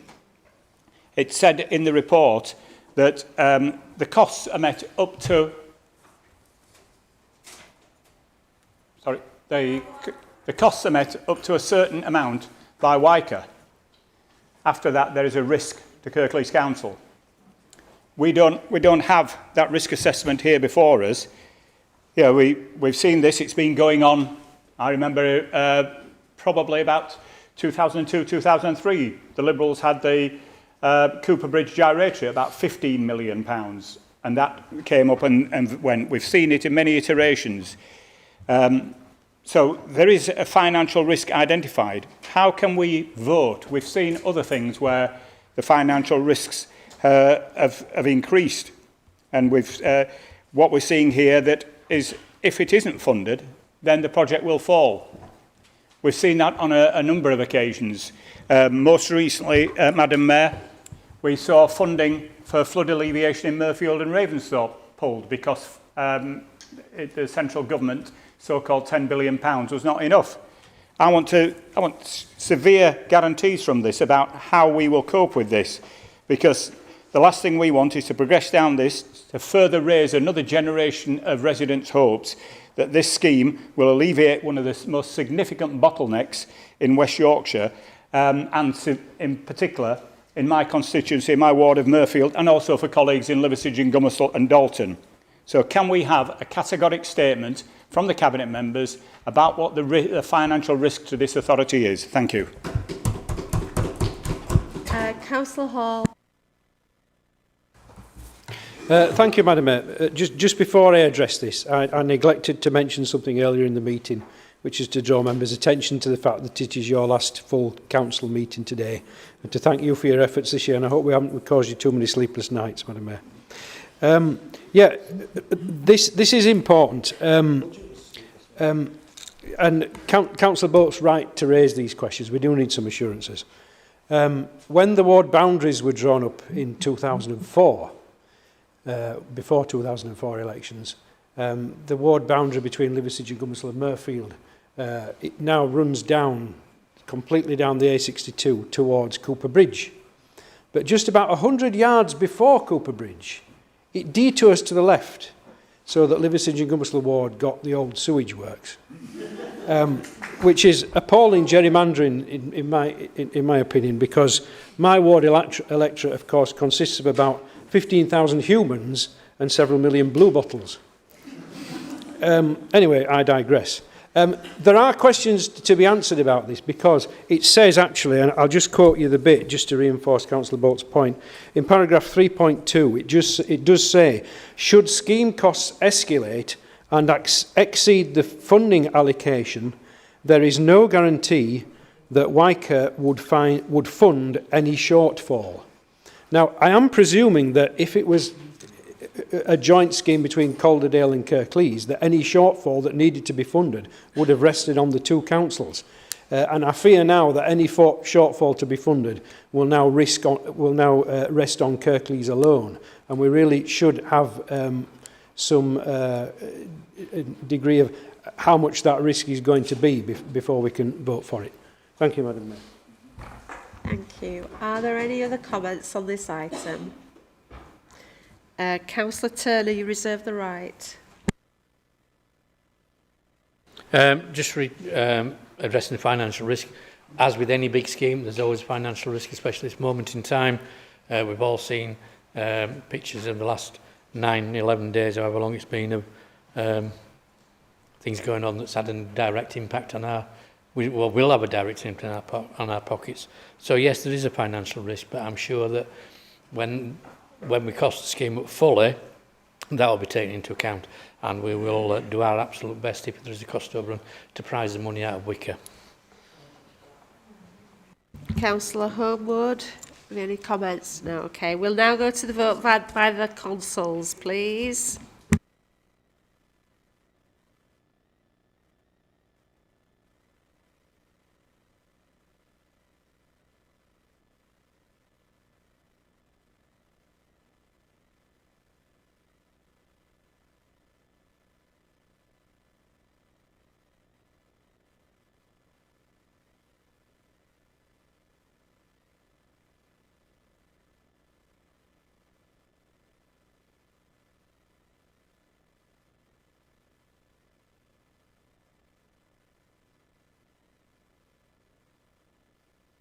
That is carried. Thank you. Item 14. Member Development Framework, reference from Overview and Scrutiny Management Committee. Councillor Dadd to propose. Thank you, Madam Mayor. So, as members will be aware, the LGA came to Kirklees Council in November 24 to carry out a corporate peer challenge. The feedback report included a number of recommendations, including one relating to the importance of the Council continuing to work at good governance across a range of issues, including our member development programmes. Whilst many elements of the member development programme already took place and work on the framework had already begun, this has been designed to pull together everything in one place and sets out the Council's approach to supporting the ongoing development and excellence of its elected members. The framework outlines a clear vision to ensure that all councillors have the skills, knowledge and support needed to fulfil their roles effectively and to deliver the Council's strategic priorities. Developed in consultation with councillors, the framework is designed to be flexible and inclusive, offering a range of learning opportunities regardless of experience, seniority or political affiliation. The key elements include a robust induction programme for councillors, ensuring that they are well prepared for their roles, an ongoing training and development programme covering core skills, committee responsibilities, compliance and leadership, support for all councillors, including the Mayor, with training delivered through a mix of in-person, online and partnership-based methods, and a commitment to inclusivity and accessibility, ensuring all councillors can participate fully and adjustments for different needs and learning styles can be catered for.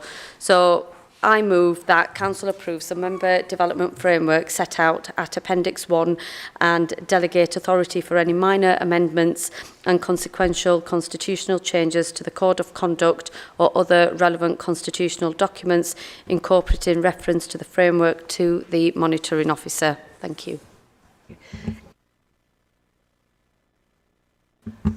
Oh, sorry. Seconded, Madam Mayor. Thank you. Are there any comments on this item? No. Thank you. Councillor Dadd, I take it you don't want the right of reply, no? Okay, all right. We'll now go to the vote on the consoles, please.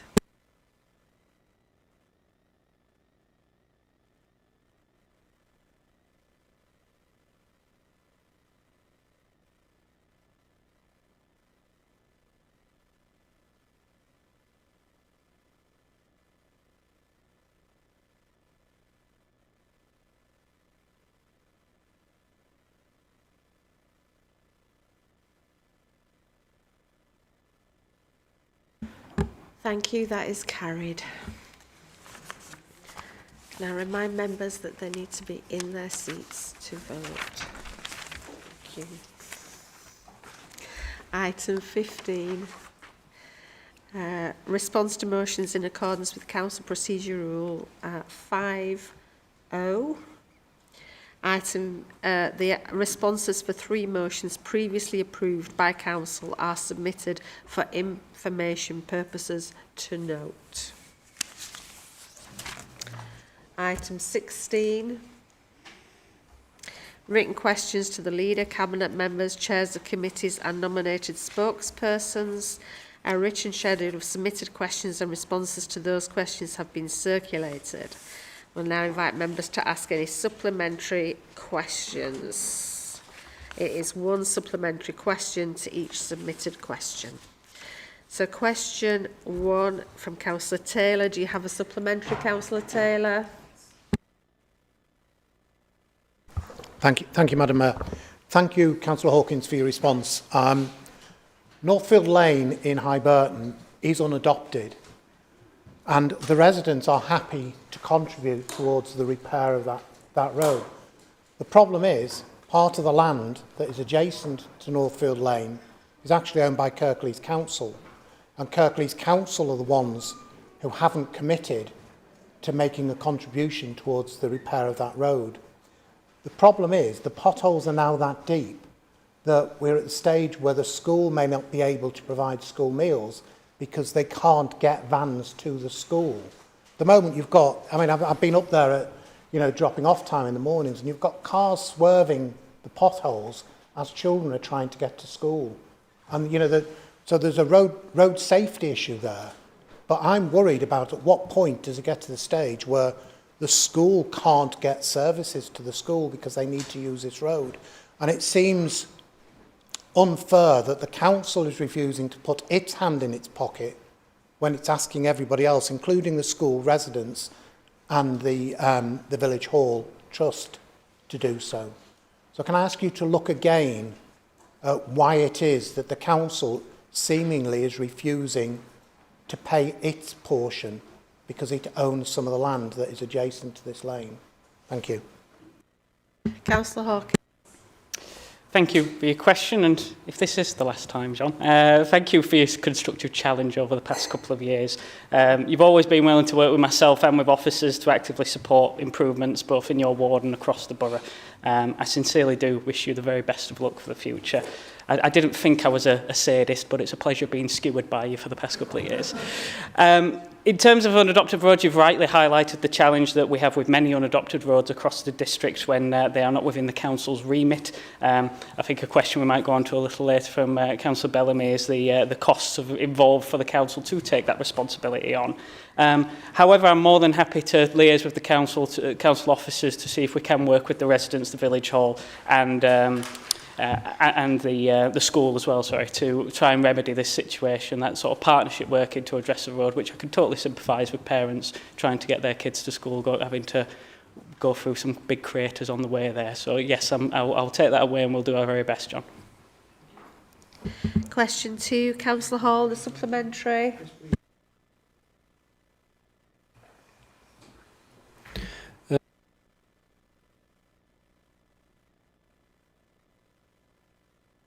I turned off. Am I turned on?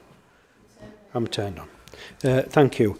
I've really raised this question because in the past few months I've had an upswell of representations from residents about the general condition of the Greenway and about safety on it. And it's always been one of those facilities which Spenvalley councillors have been rightfully proud of because it's very well used and we would like to see it be kept in a good condition.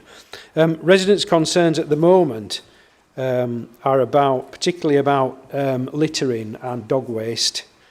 We're told that bins were put in the Greenway and they've been taken away. I'm not sure whether that's the case along the Greenway, but some seem to have gone. You mentioned that new lighting has been put in, but I'm told by residents that it's not actually on when it's dark at the moment. So I don't know whether that's because the scheme hasn't been completed or just it's a timing issue or what. But we've got some concerns. And you say in your reply, I mean, it's quite convoluted as to who's responsible for all this stuff. So the first thing is just to bring to your attention that residents are concerned, so it's on your radar. But secondly, I wonder whether you could put something in place to try and get some coordination with formerly Sustrans and others that do things on the Greenway and the council to make sure that we have a regular cleaning of it, we have some bins on there and we can get it well lit. Thank you, Madam Mayor. Councillor Amanda Pinnock. Thank you for the question and the supplementary as well. In answer to your question, yes, I'm more than happy to do that. Thank you. Question 3, Councillor Bellamy, do you have a supplementary? Thank you for the response, and I also want to thank the officers and the council staff for work that they've already done on the particular site that I was talking about, but I'm not going to actually say where it is. Because, however, where a vacant site continues to be repeatedly broken into, vandalised and even set on fire, and online posts are encouraging further entry, and the landowner isn't engaging and won't engage, could you outline what further options the council may consider to help protecting neighbouring residents and prevent this cycle continuing? Councillor Turner to respond. Question. What I would say is it's socially irresponsible for people to use social media to encourage people to commit offences. So for us, that's one issue, but that unfortunately we have no control over that. But that is socially irresponsible to encourage people to commit crimes, which is what it is. It's trespass and criminal damage. So it's socially, as I said, socially irresponsible, and we should do all we can to discourage that sort of thing. If the owner's not engaging, I'll go back to officers and ask them to try, but I don't know what our powers are around those people who don't engage. My previous experience, I've had one or two of these similar sites in my ward. Usually, once the council get involved, a responsible landowner or owner of a building responds fairly quickly. But I will ask officers if there's any further legal powers. It may be that there isn't because it's a private building, but I will ask if they've got any further powers we can use to enforce. Thank you very much. Thank you. Question for Councillor Bellamy, supplementary. Yes, thank you, Madam Mayor. Thank you for the answer. What I want to know is where residents rely on an unadopted access route as their only means of access, but are unable to identify or engage with the landowner, because we don't know who it is, what practical steps can the council take to help residents resolve the situation where safety concerns persist? Councillor Hawkins. Thank you, Councillor Bellamy. I'm in a similar good mood. So I will say, again, also, it's been a pleasure working with yourself alongside, to address the concerns that you've raised in this chamber. You've always been very positive and similarly constructive in the same way John has been over the years as well. It might be shocking to hear that for many of you in this chamber, but whether I've been sat on the back row, the middle row, or on the front next to a very stressed Moses here, it has genuinely been a privilege to be in this chamber with you all for the past 4 years. To your question, though, you highlight the great challenge, again, similar to what John made, about how we do communicate with those who do own unadopted roads. The walls that residents hit will be exactly the same for the council as well. It's a bit of a cop-out here to say all we can do is try his best to work together and find them, but it is the challenges you face are just exactly the same for the council. It's so difficult when you don't have a private landowner who does engage. But to also appreciate those who do engage and have helped address problems with unadopted roads that we do know of across the district. So, yeah, sorry, that's not much of an answer, I'm afraid, but it's a tough one. Question 5, Councillor McCarthy. Have a supplementary. Thank you, Madam Mayor, and thank you, Councillor Hawkins, for your response. One of the things I mentioned in my question was the Council's online reporting system for reporting potholes. Multiple residents have spoken to me and said that it's quite difficult to use, and there are also quite a few problems with the system. For example, potholes that are being reported as repaired when actually on the back-end system they're only scheduled for repair.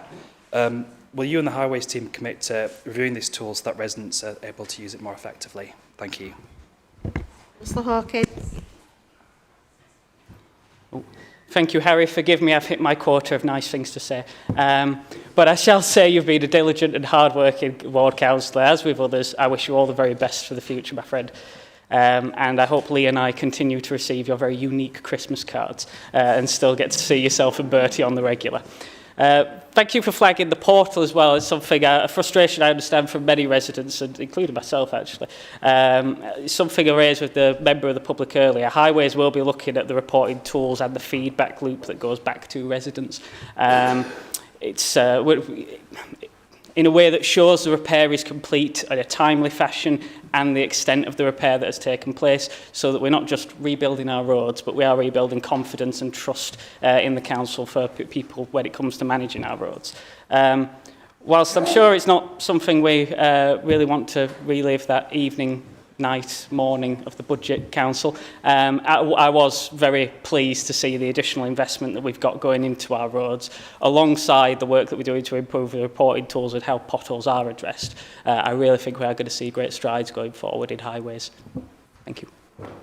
Thank you. Item 17 then, minutes of Cabinet and Cabinet Committee local issues are here for information to note. Item 18, holding the executive to account. We will receive a portfolio update from the Leader of the Council. Thank you, Madam Mayor. This is more, I think, than a portfolio update. It is actually a thank you and reflection on the past year of the work of this Cabinet, the whole Cabinet. And I do think it's right that we do take this moment to reflect on the past 12 months. We recognise the progress that we've made, or that has been made, and the challenges that are still facing us in the coming year. But above all, as I've already said, I want to thank all the people that have made that progress possible. All the staff, our partners, our communities, our voluntary sector, and all the members in this chamber as well. So, looking at the priorities that we set out at the beginning of the year, protecting the vulnerable, at the beginning of this year we said our mission was to support the residents who rely on us the most. That includes children with additional needs, older people, people living with disabilities, the homeless, and families facing difficult circumstances. And I like to think that we have made progress on all of those issues in terms of protecting the vulnerable. And I want to say also thank you to all the staff and partners who work with those residents every single day. Earlier this year, Ofsted inspectors highlighted how our SEND staff were passionate and dedicated, and how ambitious our leadership is to improve services. That recognition belongs to the teams working tirelessly in our schools and communities. Alongside that dedication, we're also making practical progress. Work is moving towards forward on our 2 new special schools. We've recently been topping out ceremonies, etc., so that more children can receive the education they deserve closer to home, and also making more equitable provision available, particularly to girls with special educational needs. And local families can also look forward to new Best Start family hubs opening soon, alongside wider improvements for children who need extra support to thrive. And again, I also want to thank the many staff who support older residents and people with disabilities across Kirklees. Just a few months ago, the Care Quality Commission described our teams as trusted, supportive and committed, something the whole council can be proud of.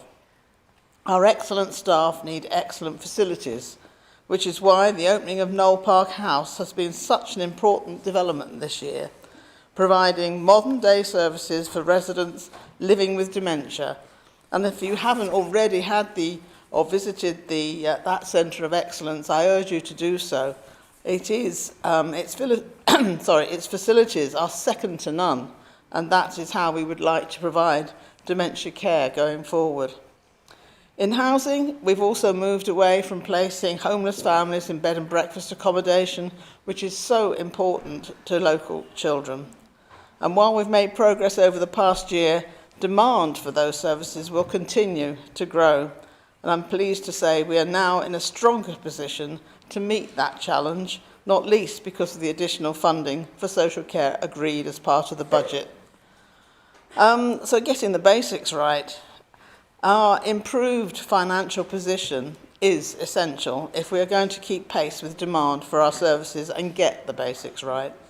Thanks to additional government support and careful financial management by officers and members, we now have greater stability and choices. This allows us the flexibility and agility to focus more clearly on what residents expect from their council.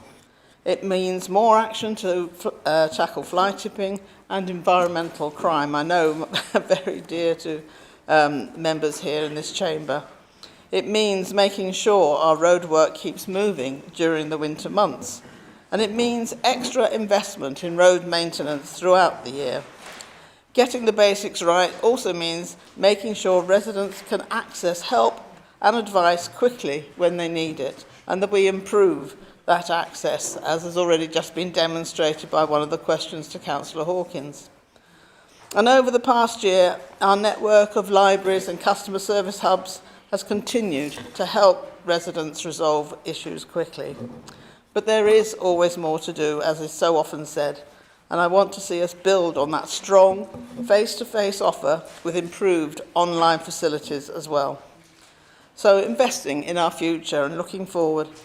Day-to-day services matter, but so does our responsibility to future generations of Kirklees residents and businesses. After many years of austerity and economic stagnation across the country, this year we've started to see signs of change and optimism. Across our towns, new investment and regeneration are taking shape.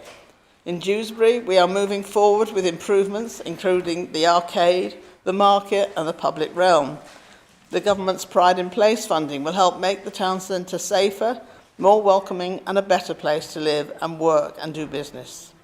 But social infrastructure matters just as much as an economic investment, and that's why our decision to invest in the new Dewsbury Leisure Centre is so important for the wider North Kirklees community. We're also seeing transformation in Huddersfield. Our cultural heart is coming together while rail improvements and the new investment zone will create opportunities for growth and jobs. The town is a hive of economic activity. Across Kirklees, regeneration and transport schemes are progressing so our town can thrive in the years ahead. And none of this happens in isolation. So I want again to thank all those who have made this progress possible. The university, the combined authority, local businesses and private sector partners. And I also want to, again, to thank members across the Chamber for their support, input and guidance on occasion. And I want to say clearly to potential investors, Kirklees is open for business. So, in finishing, I just want to say that the past few years has been challenging for local government and for communities across the country. And of course, there is the fear that it may become so again. But we have definitely turned a corner here in Kirklees, as our budget position this year has shown. We have strengthened our financial position. We're focusing on the residents who need our support the most. We're prioritising the basics, and we're bringing new investment into our towns. There are still challenges ahead and no easy solutions to them, but we have strong foundations and clear plans for the future. That should give us confidence for the new municipal year. And finally, I want to say again, thank you to all of you and our council staff. Do not underestimate the professionalism, expertise and knowledge and understanding of our staff. And to our partners and community organisations without whom there would be far fewer reasons for optimism, I thank you too for being able to add and improve on our vision for Kirklees. Thank you.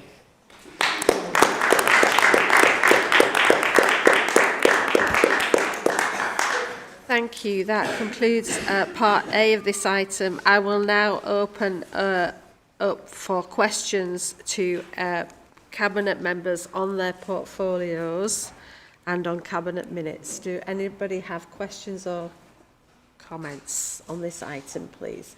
Councillor Thompson. Thank you, Madam Mayor. Question to Councillor Hawkins, reference to highways. In our ward, there's a road called Moor Lane, and fortunately for the residents, some 3-4 years ago, it was put so far up the list that it went down for resurfacing. It's a main bus route down to Batley, in fact the only route from Birkenshaw down to Batley. And we did have a resurfacing programme that was then changed at the last minute to 50% of the road being resurfaced. And in due time, the road was, that 50% of the road was resurfaced. Unfortunately, it was the wrong 50%. It was half of the road that didn't need resurfacing, had very few potholes, and the 50% that did need resurfacing was left, and that's 3-4 years ago. You can imagine that now, 4 years on, the road is practically impassable sometimes. It's prone to flooding, and the tarmac has almost disappeared.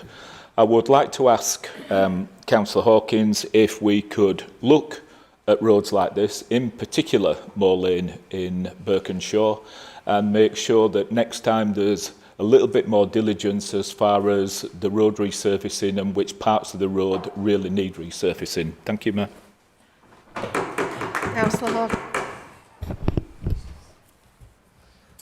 Oh, thank you, Madam Mayor. And thank you, Mark, for your question. I will say nice things about everyone and do wish you the best as well in the future, Mark. I can't really comment on sort of past decisions and the past resurfacing. It's as a cabinet member, I just sort of play it where it lies and where I find these issues. But in answer to your question, yes, I'm certainly more than happy to engage with you outside this meeting to look at Moor Lane, see where it is on the capital programme going forward, and investigate this matter further to make sure we are improving going forward as well. Thank you.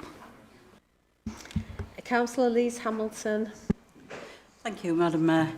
I've got a question for Councillor Crook. I'd just like to tell everybody that I'm really quite disappointed at the moment. Councillor Crook, a while ago in council, you talked really well. You ran a good speech on where housing was going and how problems would be fixed and remedied.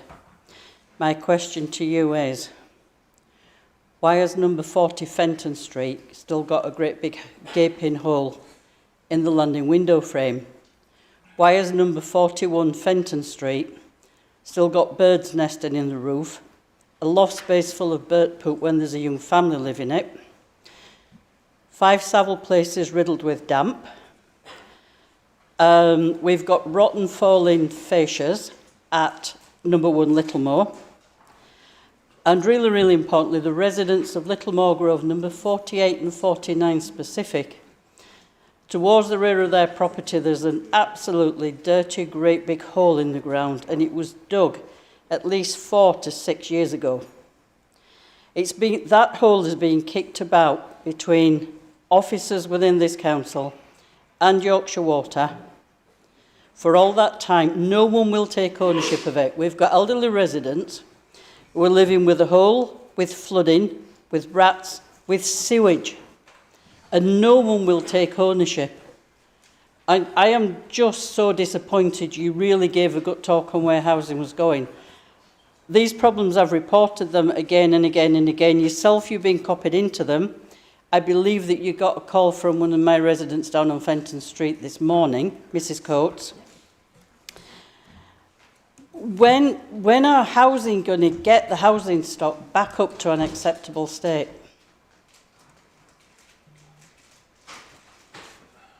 Is that your question, Councillor? Yeah, when's it coming back up to? Yeah, I've Okay, just listed a few, but I can list more if you like. Yeah, no, that's okay. I'm just checking that you'd finished. Councillor Crook.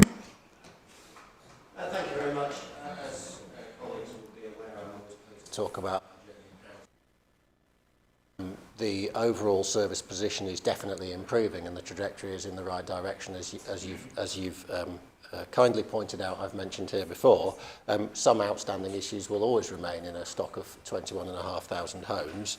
I am aware of Fenton Street, and I have progressed the issues that you sent to me fairly recently on there.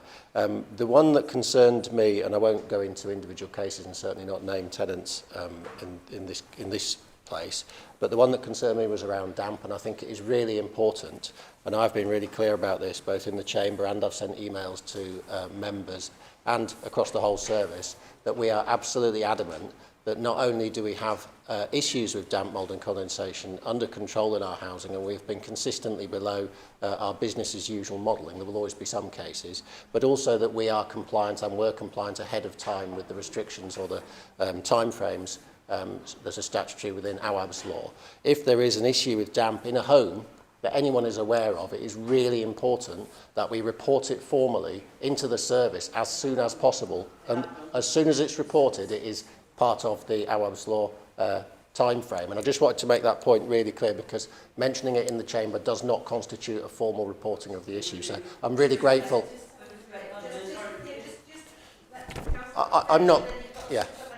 I'm not questioning whether you have done that or not, but I do want to make that point, because I am absolutely committed to us continuing to be compliant with AWAB's law and continuing to deliver what I think is a good response to damp, mould and condensation. If you think where we were, 12, 18 months ago with outstanding cases. We are doing considerably better than that, and the direction of travel, the trajectory is in the right direction, and we have additional capacity ready to go should we find that there's an uptick in cases. So as long as cases are reported in, they will be dealt with. As far as I'm aware, and last time I checked is only probably a few days ago, we have not been non-compliant in terms of Arab's Law since it came into force. So I'm really keen on that. The other case you mentioned was around a hole and possibly a liability with Yorkshire Water. I'm not actually aware of that piece of casework, but my past experience is that it can be quite complex to get Yorkshire Water to accept liability for some of their liabilities. If there is sewage flowing out of it, it's very likely a Yorkshire Water asset, but I am totally happy to hold my hands up if it is a Homes and Neighbourhoods or a council asset. That can happen if it's just entirely on private land. And if you'd send me an email about that, I'm very happy to pick that one up and chase it and make sure that's rectified as well. I'm not saying that all of our homes are in a perfect condition. I'm saying that compared to the situation going back to when it came back in from Kirklees Neighbourhood Housing and the journey since then, since self-reporting to the regulator and the fantastic work that's been done by officers actually to mitigate and to meet some of those challenges and to get us into a better place, and the direction of travel has been phenomenal, and we are definitely an improving housing service, which is not to say everything's perfect. And actually, as councillors rather, the cases that get brought to us are the cases that aren't yet right. So if you think about 21,500 households full of people and we're getting a handful of cases into our inboxes, that's actually a reflection of most tenancies being successful. And I hope that collectively we can be quite proud of the journey, the direction of travel, even if we're not quite at the end point yet. Thank you. Councillor Lees-Hamilton, you have a supplementary. Thank you. So, I suppose it is a supplementary. 5 Savile Place, they reported it in June 2025. It's been reported on numerous occasions. All that's been done, Councillor Crook, is they painted some anti-damp paint over it. The staff who came out said this needs stripping back to bare brick. It needs sealing up. It needs replastering.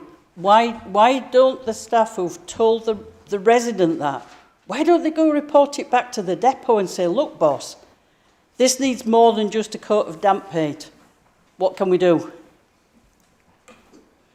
Councillor Crook. Yeah, thanks for that further detail. I mean, some issues with damp mould can be a multi-stage response, and I think when people say all they've done is done a treatment, it is really important to do that treatment urgently, because some of the spores that are released by some forms of mould can be detrimental to health. So the treatment mitigates the immediate risk. There will also be survey work and follow-up work to rectify the underlying cause of any damp within a home. Just plastering would not solve a damp problem, because if, for example, if you've got a rising damp problem in the brick, then the hygroscopic salts that are pulled into the brick will attract moisture even if you stop the rising damp. So you have to do proper survey work, you have to do a proper repair, and there's no point us just going in and doing treatments or just going in and replastering to cover over a problem. We do need to get to the root cause of that problem to make sure that our stock is brought up to an acceptable standard. I want our homes to be a standard that we would be willing to live in, and that's, so I think it is important to do things properly. But just to explain that first treatment, that isn't to fob off the issue, that's just because of that initial risk and the need to mitigate that risk to our tenants. Councillor Taylor. Thank you, Madam Mayor.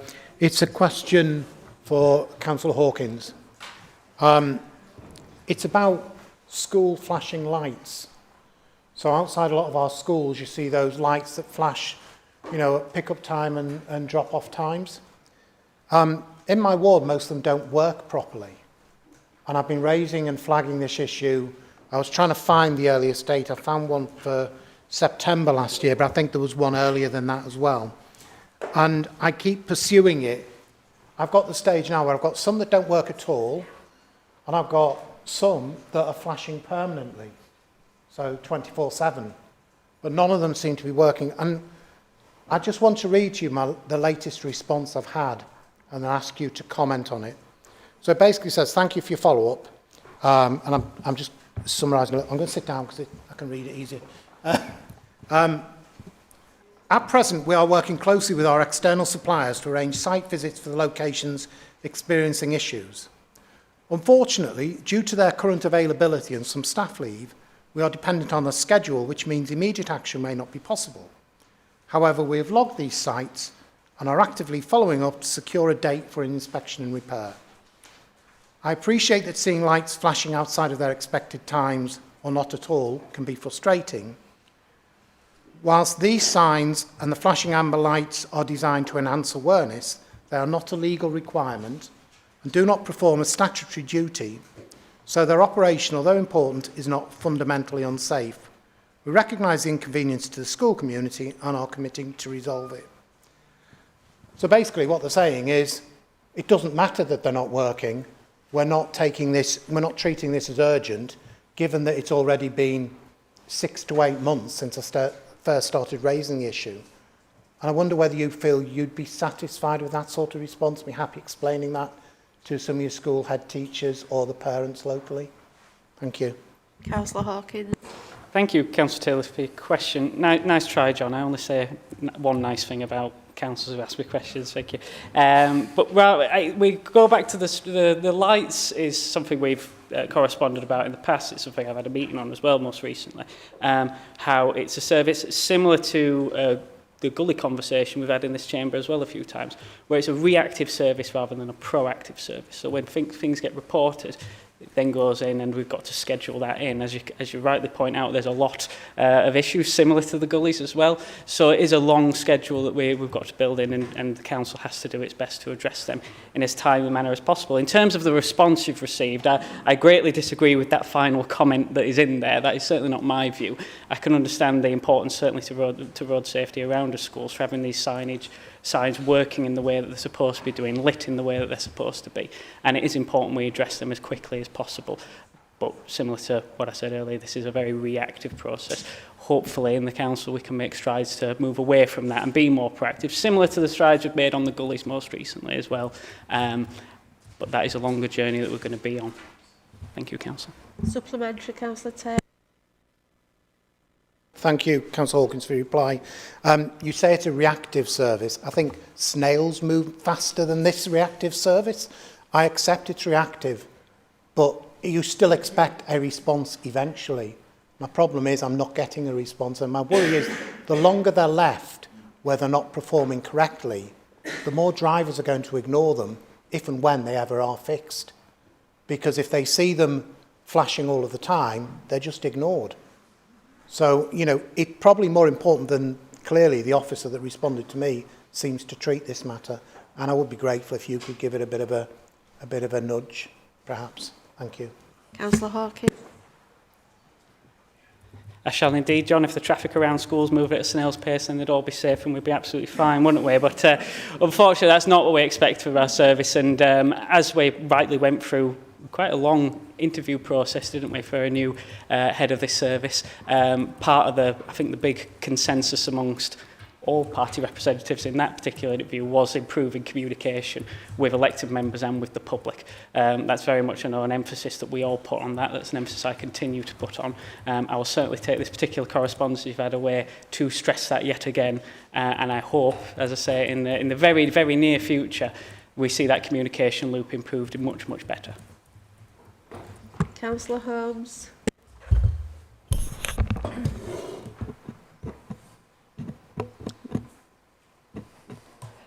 Thank you, Madam Mayor. Quick one for Councillor Hawkins, if I may. A fun pothole question. How long do we expect a pothole repair to last?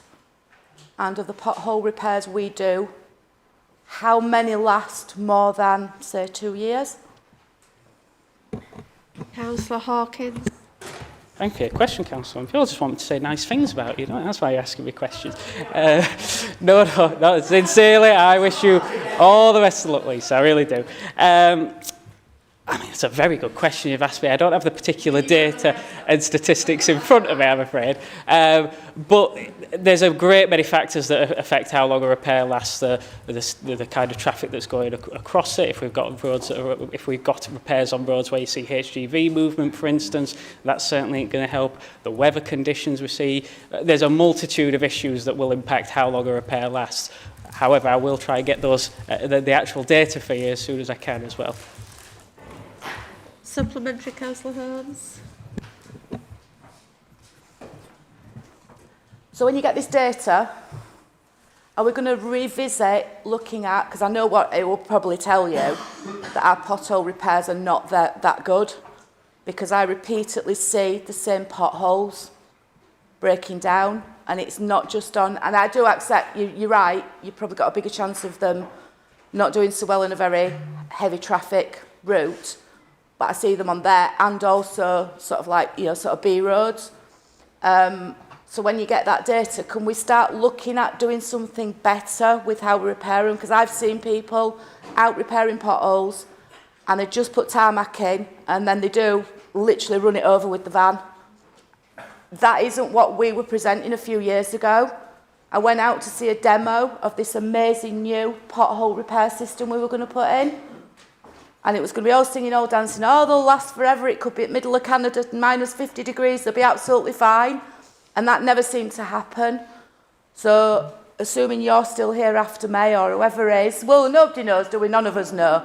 I think we need to relook at, if that data comes back as we probably expect, I think we need to look at better ways, even if it means some initial investment to save money overall.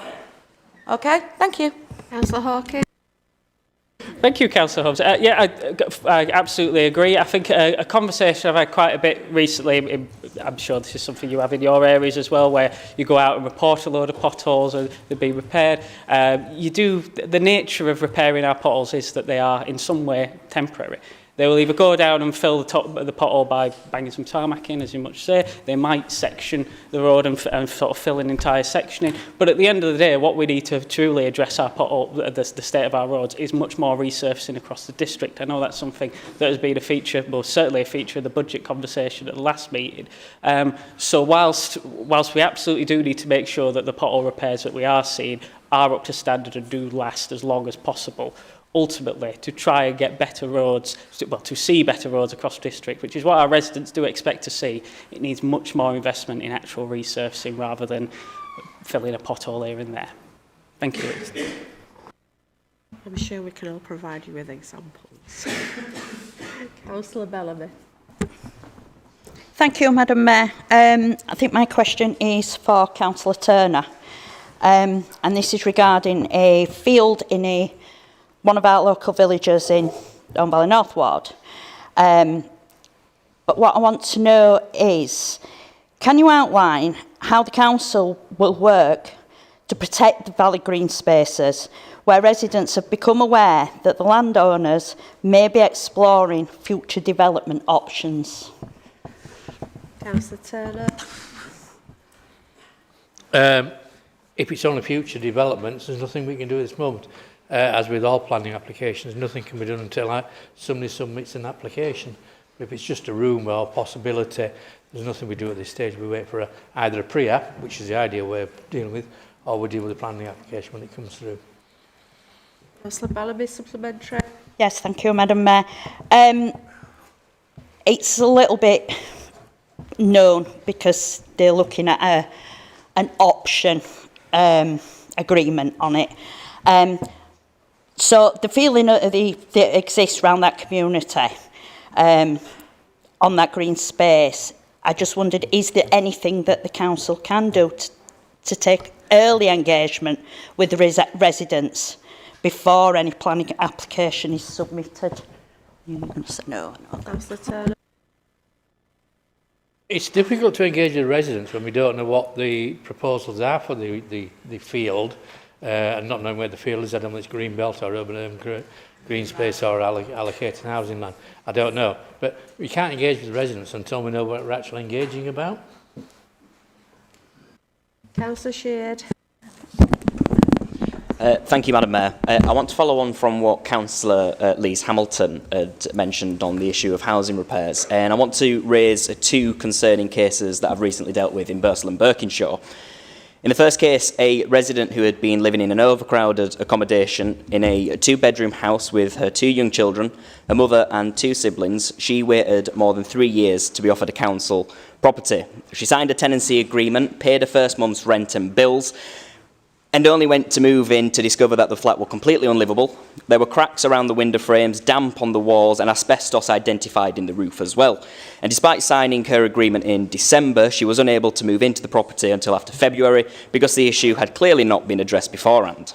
In another case, a resident had contacted me after living for weeks with a hole in her roof, this were in January during a period of bad weather. She had already reported the issue herself to the council before contacting me, and after I raised it repeatedly, there was still very little movement and nothing was done. Both these cases raised serious concerns about property standards and responsiveness to repairs. So can the Cabinet Member please explain what checks are actually carried out to make sure council homes are in a livable condition before tenants are handed the keys, and what's being done to ensure residents who report urgent repairs aren't left waiting weeks or sometimes months for these issues to be fixed? Thanks for another opportunity to talk about housing. So the first, I mean, it's a little bit difficult to answer specific casework in the context of being in the council chamber, because obviously I don't have the opportunity to research that particular circumstances around that case. But the first case that you mentioned is around overcrowding, and I think relates, the initial part of that question relates to our acute shortage of housing. I'm absolutely aware that we don't have enough housing in this part of the country and in the country at large. Our waiting list is approaching 20,000, our stock is 21,000. It's quite easy to see that we don't have sufficient housing. So I apologise to people who are forced to live in overcrowded conditions for long periods of time. Unfortunately, that isn't a unique situation. With respect to them finally finding a house and then there being a period of time between December and February, well, some faults were addressed and rectified in those homes. That doesn't sound right to me, and I'm sorry to hear that they were told that the house was ready and then found that it wasn't. Without specific details and being able to go back, I can't find why that's the case, but there should be a proper sign-off process to say that a house or a home is ready for people to move into. So I don't know why I can't answer why that's broken down unless you send me the details of the case and give me a chance to research it. In terms of the second case that you mentioned it's just around stock condition in general, isn't it? And I mean, I am absolutely adamant that we will invest in our stock. We have prioritised investing in our stock. We've got a £400 million programme of investment over a 5-year investment period to make sure that our stock is decent and compliant with standards and exceeds standards as well. I think the principle behind this is getting to a place where we measure our success by how it is experienced by our tenants, because Homes and Neighbourhoods as a social landlord service is only there to serve its tenants. So if tenants are not experiencing the affordable homes that they should, affordable, warm, secure, safe, decent homes that they should be, then we're not fulfilling that obligation. What I would say is that in the most recent biannual report to Cabinet, which will come forward next week, the week after, you will see that we have turned that corner, as with a lot of the council services, and reflective of the work that's been done across the service, not just in the areas where we had a regulatory notice, as everyone is aware, but across other areas of service. We have seen an 8% improvement in our tenant satisfaction measures over the last period, across the board, and that is a reflection of tenants starting to experience a better service from Homes and Neighbourhoods. The specific casework that you raised, not acceptable. Absolutely agree with you. I can't answer specific questions though unless you send me the details. Thank you. Councillor Shade, supplementary? No, thank you. Councillor Scott. Thank you, Madam Mayor. I think my question might be to Councillor Turner. With interest rates fluctuating and many councils facing higher borrowing costs, can the Cabinet Member confirm how sensitive Kirklees capital programmes are? Is the rising interest rates going to affect these projects? Are they going to be delayed or cancelled if the borrowing costs continue to escalate? Councillor Turner. Thank you, Councillor Scott, for the question. If I was in a position to be able to calculate or predict interest rates, I'd be in the City of London making millions of pounds. I don't know. It fluctuates daily, as we know. The oil price has gone up or down, and gas has gone up and down. We need to wait and see what the outcome of the illegal war with America is, and we will take that into account in our treasury management.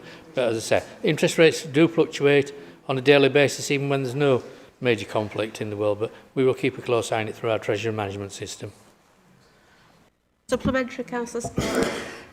Yes, thank you, Councillor Turner. So that brings me nicely on to residents were recently told that the Dewsbury Sports Centre might be delivered in 2030. So I'm tying this into about the interest rates, that there's still no confirmed funding in place. Can the Cabinet member confirm whether the funding for that project is guaranteed, or is it simply an assumption based on future borrowing and funding conditions? Where that money is committed in the capital plan. Councillor Hall. Thank you, Madam Mayor. This is a question to Councillor Hawkins again. And I haven't just stood up so you'll say something nice about me. Can I thank Councillor Hawkins firstly for coming out to Hartshead Village before Christmas to look at some of the problems there we've got with speeding and antisocial road use. And thank him also for the work he's done already, including getting a road sign put up within weeks of us mentioning it. We've got another concern, which is that despite requesting data for months and months and months, traffic counts, speed data, SID data, we don't seem to be able to get any of it through to us. Contrasting with when we asked the police for data on crime data, on speeding and things like that, we seem to get it back by return. They just look it up and send it on. And I was wondering if you could tell me what I should try next to try and get the data out of Kirklees highways, please. Councillor Hawkins. Well, thank you, Councillor. I think as you've just asked that to the Cabinet Member of Highways, I think you know what you needed to do there, and you've done it quite rightly. Thank you for the question, and thank you as well for inviting me along to Hartshead as well. It was a real pleasure to meet the residents, see what they're having to live with and deal with over there, and I'm glad we've been able to make some positive steps in moving in the right direction there. In terms of the data for the speed indicators, I know the speed indicator scheme is doing some more moves at the moment now, so I'll liaise with the officer who's overseeing the SID programme and see if we can get that data for you as quick as we can, David. Supplementary, Councillor Hall. Yes, thank you, Madam Mayor. I understand that we're to get some new highways software or a system or something that's coming imminently. It would be great if part of that, if there was some dashboard, a bit like the compass that councillors can go on and look at maps of things, if we could actually have some of this speed data, SID data, traffic count data on there, so that when residents say to us, what's the crack on this or what's the speed, we can actually go straight on and say, the up-to-date figures are and we'll be able to get access to it. Is that something you could look into for us, please? Councillor Hawkins. Sorry, I can always ask a question, David. But yeah, I think as when we had the road safety debate earlier on in the year, actually, I think the conversation sort of went to there, making sure there's as much, I stood up here and talked about the data-driven approach that councils must take in order to make sure they're addressing areas where there are identified problems. I think if that data is more readily available to both the public and members of this chamber, that's no bad thing either. So I'll certainly ask the question, David. Councillor Taylor. Thank you, Madam Mayor. It's a question for the leader. It's a simple question, really. Does she think it is in the interests of the residents of Kirklees for Keir Starmer to stay on as Prime Minister, or should he resign? It's a genuine question. Councillor Pattison. I think that's a rather unfair question to ask, John. But what I can say, I think what is in the interests of Kirklees residents is the fact that there's a Labour government. And that has proved, over the last 18 months, that has proved time and time again to be true, despite some of the media publicity, etc. I mean, our residents now, if they've got children in childcare they need to pay for, that's £7,500. They get 33 hours now, or will do, and that's £7,500. Pensions have gone up. The winter fuel payments have come back. There's other payments towards fuel as well. There is just so much that this Labour government has done to improve the lives of Kirklees residents.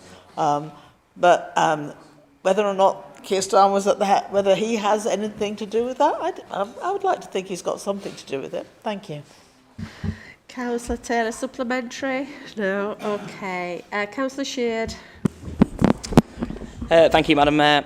Councillor Pattison just reiterated that the council has got back to basics. So I'm going to reiterate what I said at the last meeting. My residents in Bursell and Berkshire continue to raise a number of concerns daily with me about the quality of local services. They see potholes left unrepaired for long periods of time, like Moor Lane, like Councillor Thompson spoke about. Begs the question why people pay road tax if roads aren't maintained. Increased in fly tipping across our communities, frustration over the closure of Nab Lane, ongoing issues with planning enforcement, the lack of support for small businesses, parks overgrown, roads and pavements turning into jungles. To be honest, I could go on with this list, but we would be here till 6 a.m. in the morning again. At the same time, many residents feel our communities have been neglected while they wait longer and longer for basic service issues to be resolved. Yet despite these concerns, the council has still chosen to increase council tax again this year by almost 5%, and they boast how fantastic their administration's been. So at the last council meeting, I'm going to ask the most basic of questions, although it probably will still be very difficult for you to answer. Can the Cabinet please justify to my residents at home why they should be expected to pay more and more in tax every single year when they get absolutely nothing in return?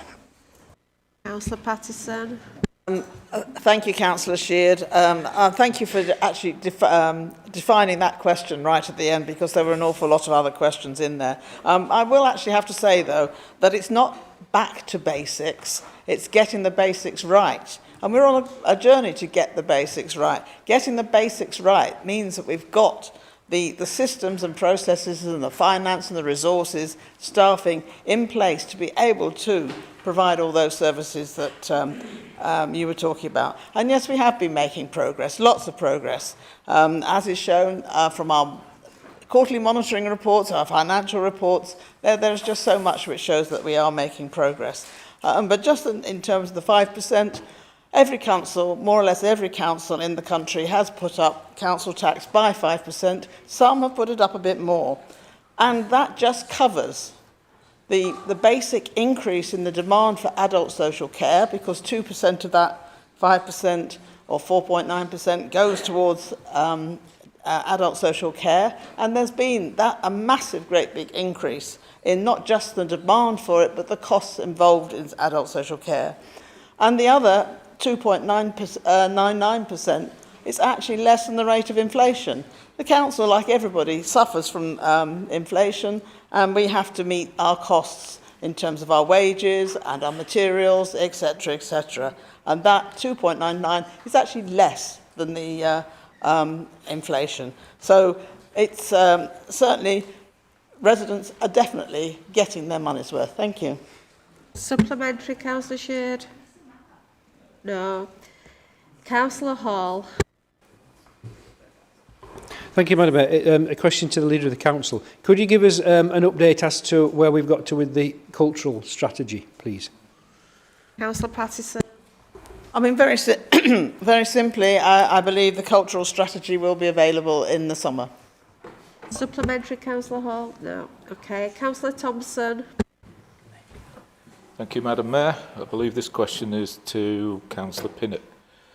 Reference to the the noise team. We have a business in Birstall that for, I would say, the last 4 or 5 months has had challenges with the noise team from a single resident complaining continually. Reference to the noise, but no other neighbour has. And the real challenge is the ambiguity that's coming out of the noise team reference to what this business has to do to be able to adhere to the rules. The rules are ambiguous, they're conflicted as far as the rules and regulations, the decibel levels are never stable as far as which ones that they have to adhere to.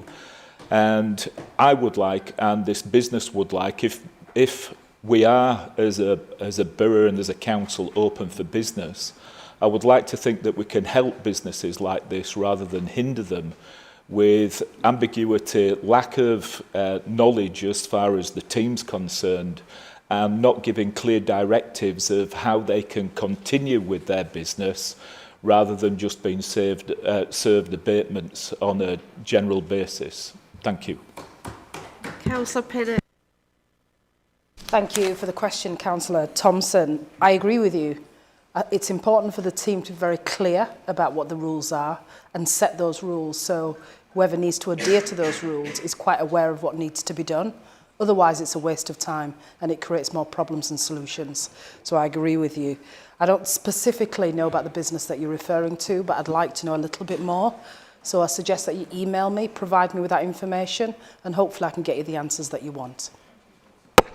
Supplementary, Councillor Thompson. Supplementary. Councillor Darwin. Thank you, Madam Mayor. My question is to Councillor Graham Turner. Your budget assumes future rate increases to fund capital projects promised for 2023. If those increases do not happen, can you, especially due to the illegal war, can you confirm whether those projects will still go ahead, or are these promises conditional on revenue that is not guaranteed? Councillor Turner. Sorry, can you repeat the first bit of the question? I didn't hear it. I don't think the mic was on. Go on. Future rate increases to fund capital projects promised for 2033. If those increases do not happen, say for example due to the illegal war, can you confirm whether those projects will still go ahead, or are these promises conditional on revenue that is not guaranteed? The plan is at the moment that we set a budget a few weeks ago, and that budget holds at the moment, and future budgets will be decided by future administrations. But the long-term budget's been published, and we aim to meet those targets. As I said, what happens in future years, it could well be out of my hands. Supplement. Okay, Councillor Scott. Thank you, Madam Mayor. I think my question will get to to the leader. Residents in Kirklees, I think it's already been mentioned, I've now seen council tax bills rise to, by 4.99%, yet they feel that services are getting worse rather than better. Can the leader point to one major service improvement residents will see this year as a direct result of this increase? Councillor Patterson. Thank you, Councillor Scott. I think I could point to several. We have actually already put extra money into gritting, so that if there was some more snow this year or next year, we will see an improvement in that service. We've already, again, put additional staff into fly tipping, and there is a noticeable difference. Certainly in many wards, I don't know about yours, I haven't looked at yours, I must admit. Perhaps Councillor Firth might be able to say, but certainly in my ward, fly tipping is definitely better, and I don't think that's because I'm the leader of the council. And I would say, I didn't get the opportunity to say it earlier, but I would say we are making a difference as far as in terms of the services for health and activity in Dewsbury. We have already started to make plans to get the new leisure centre up and running.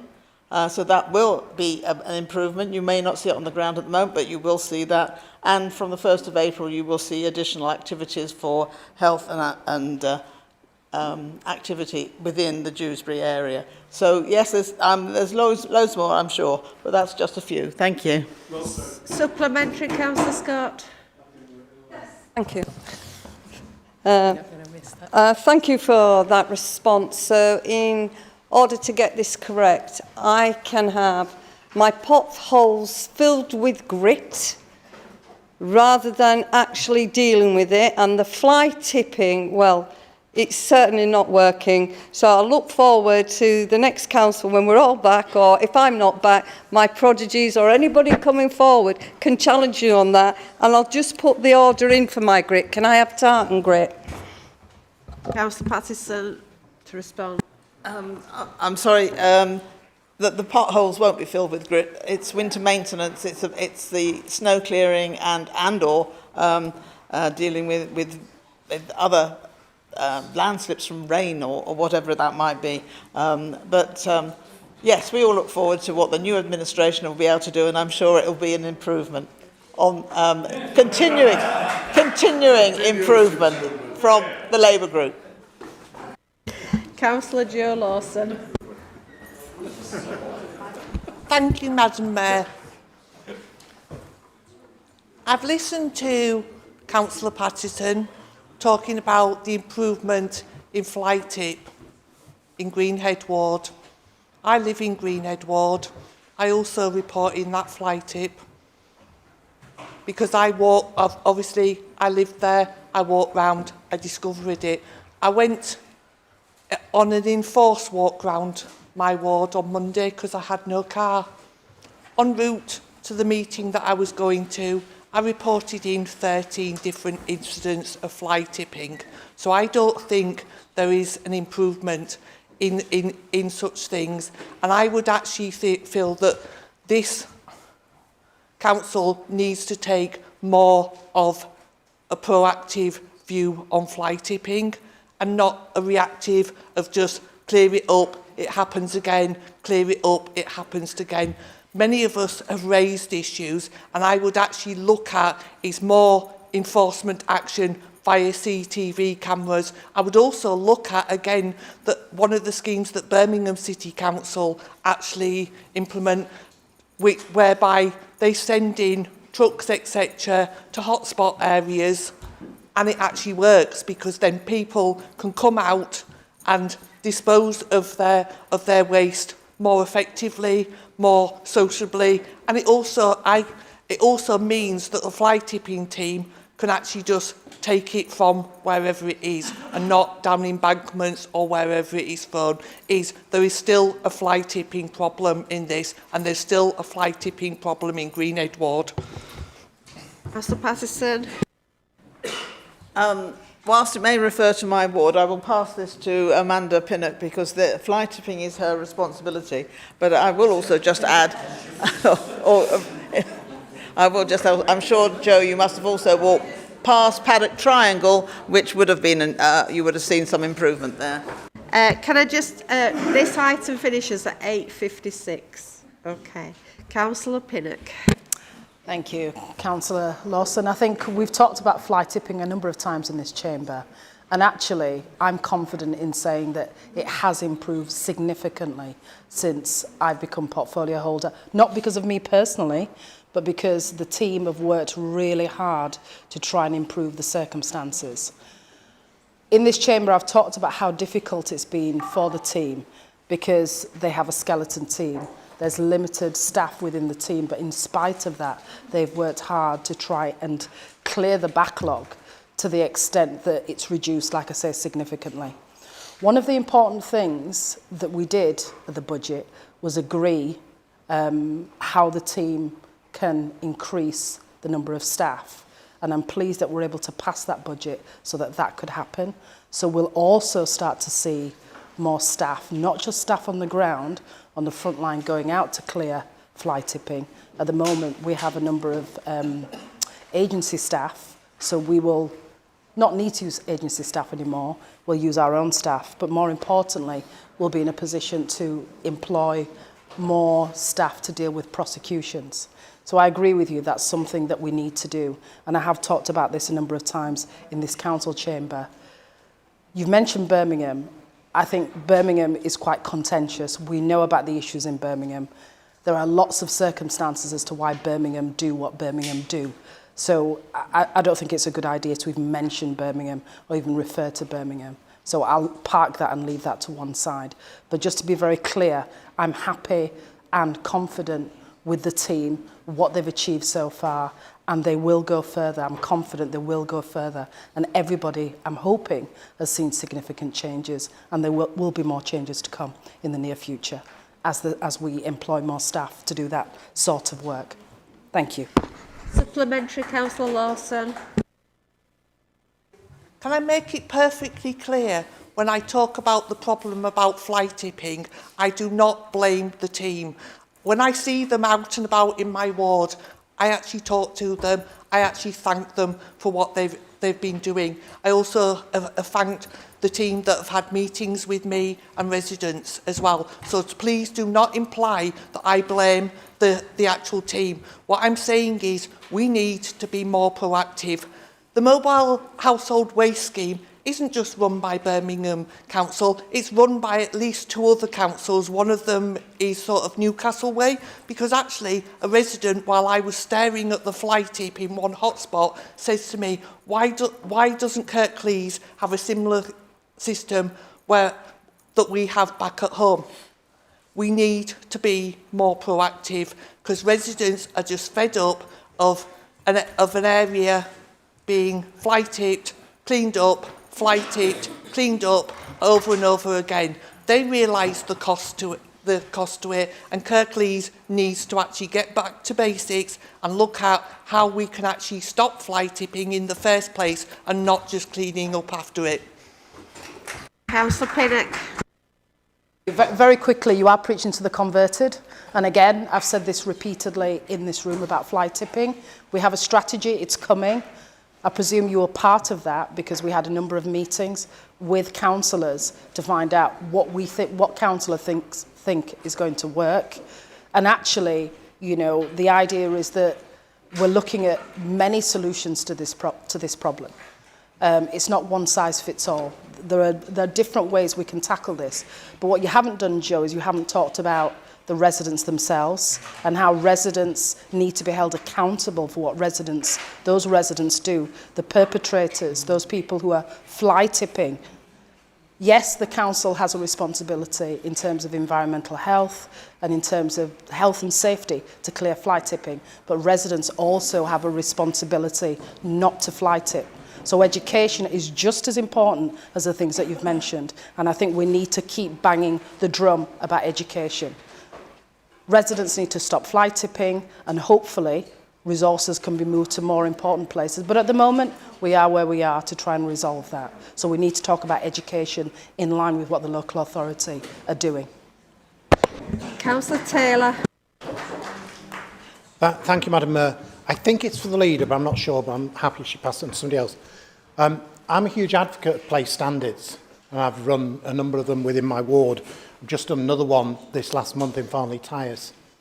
There used to be some funding associated with place standards so that you had, when you brought together an action plan, there was some money to do something with it. That money was removed a couple of years ago.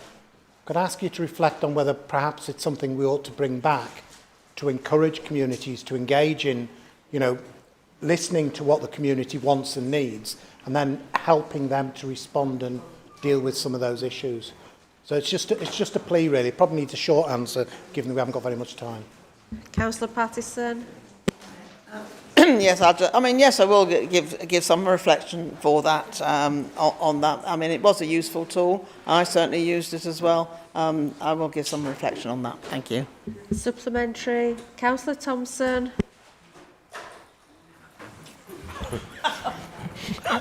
Thank you, Madam Mayor. Just finished my dinner.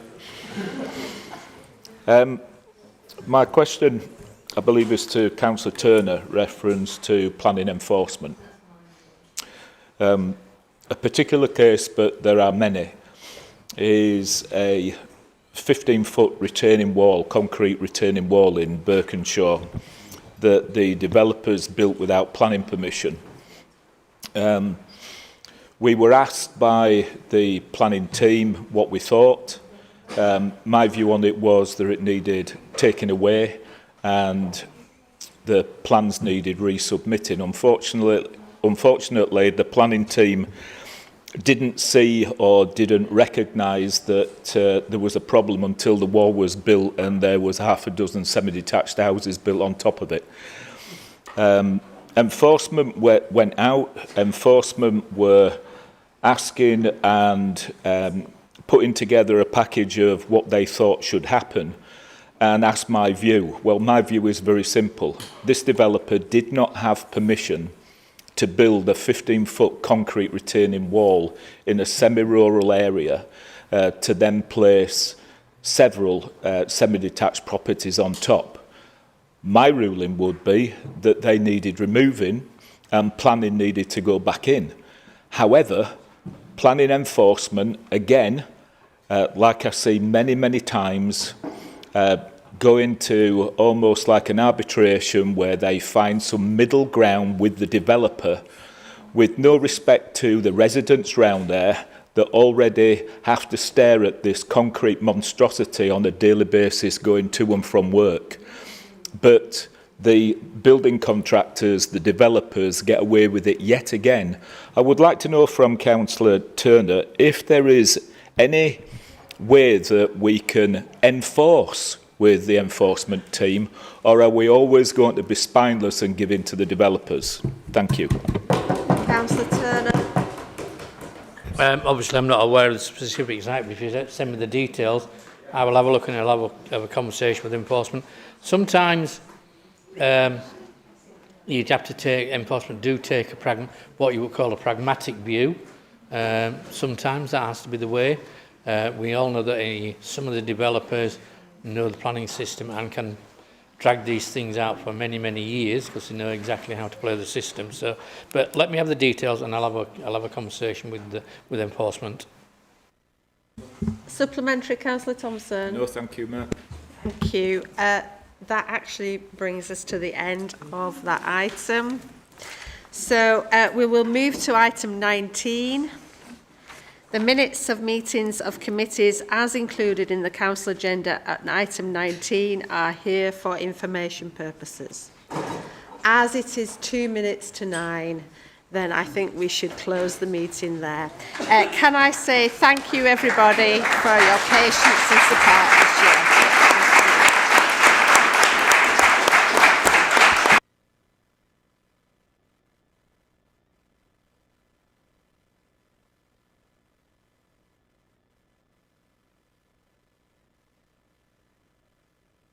Thank you, and I wish you all well. Thank you. We close the meeting.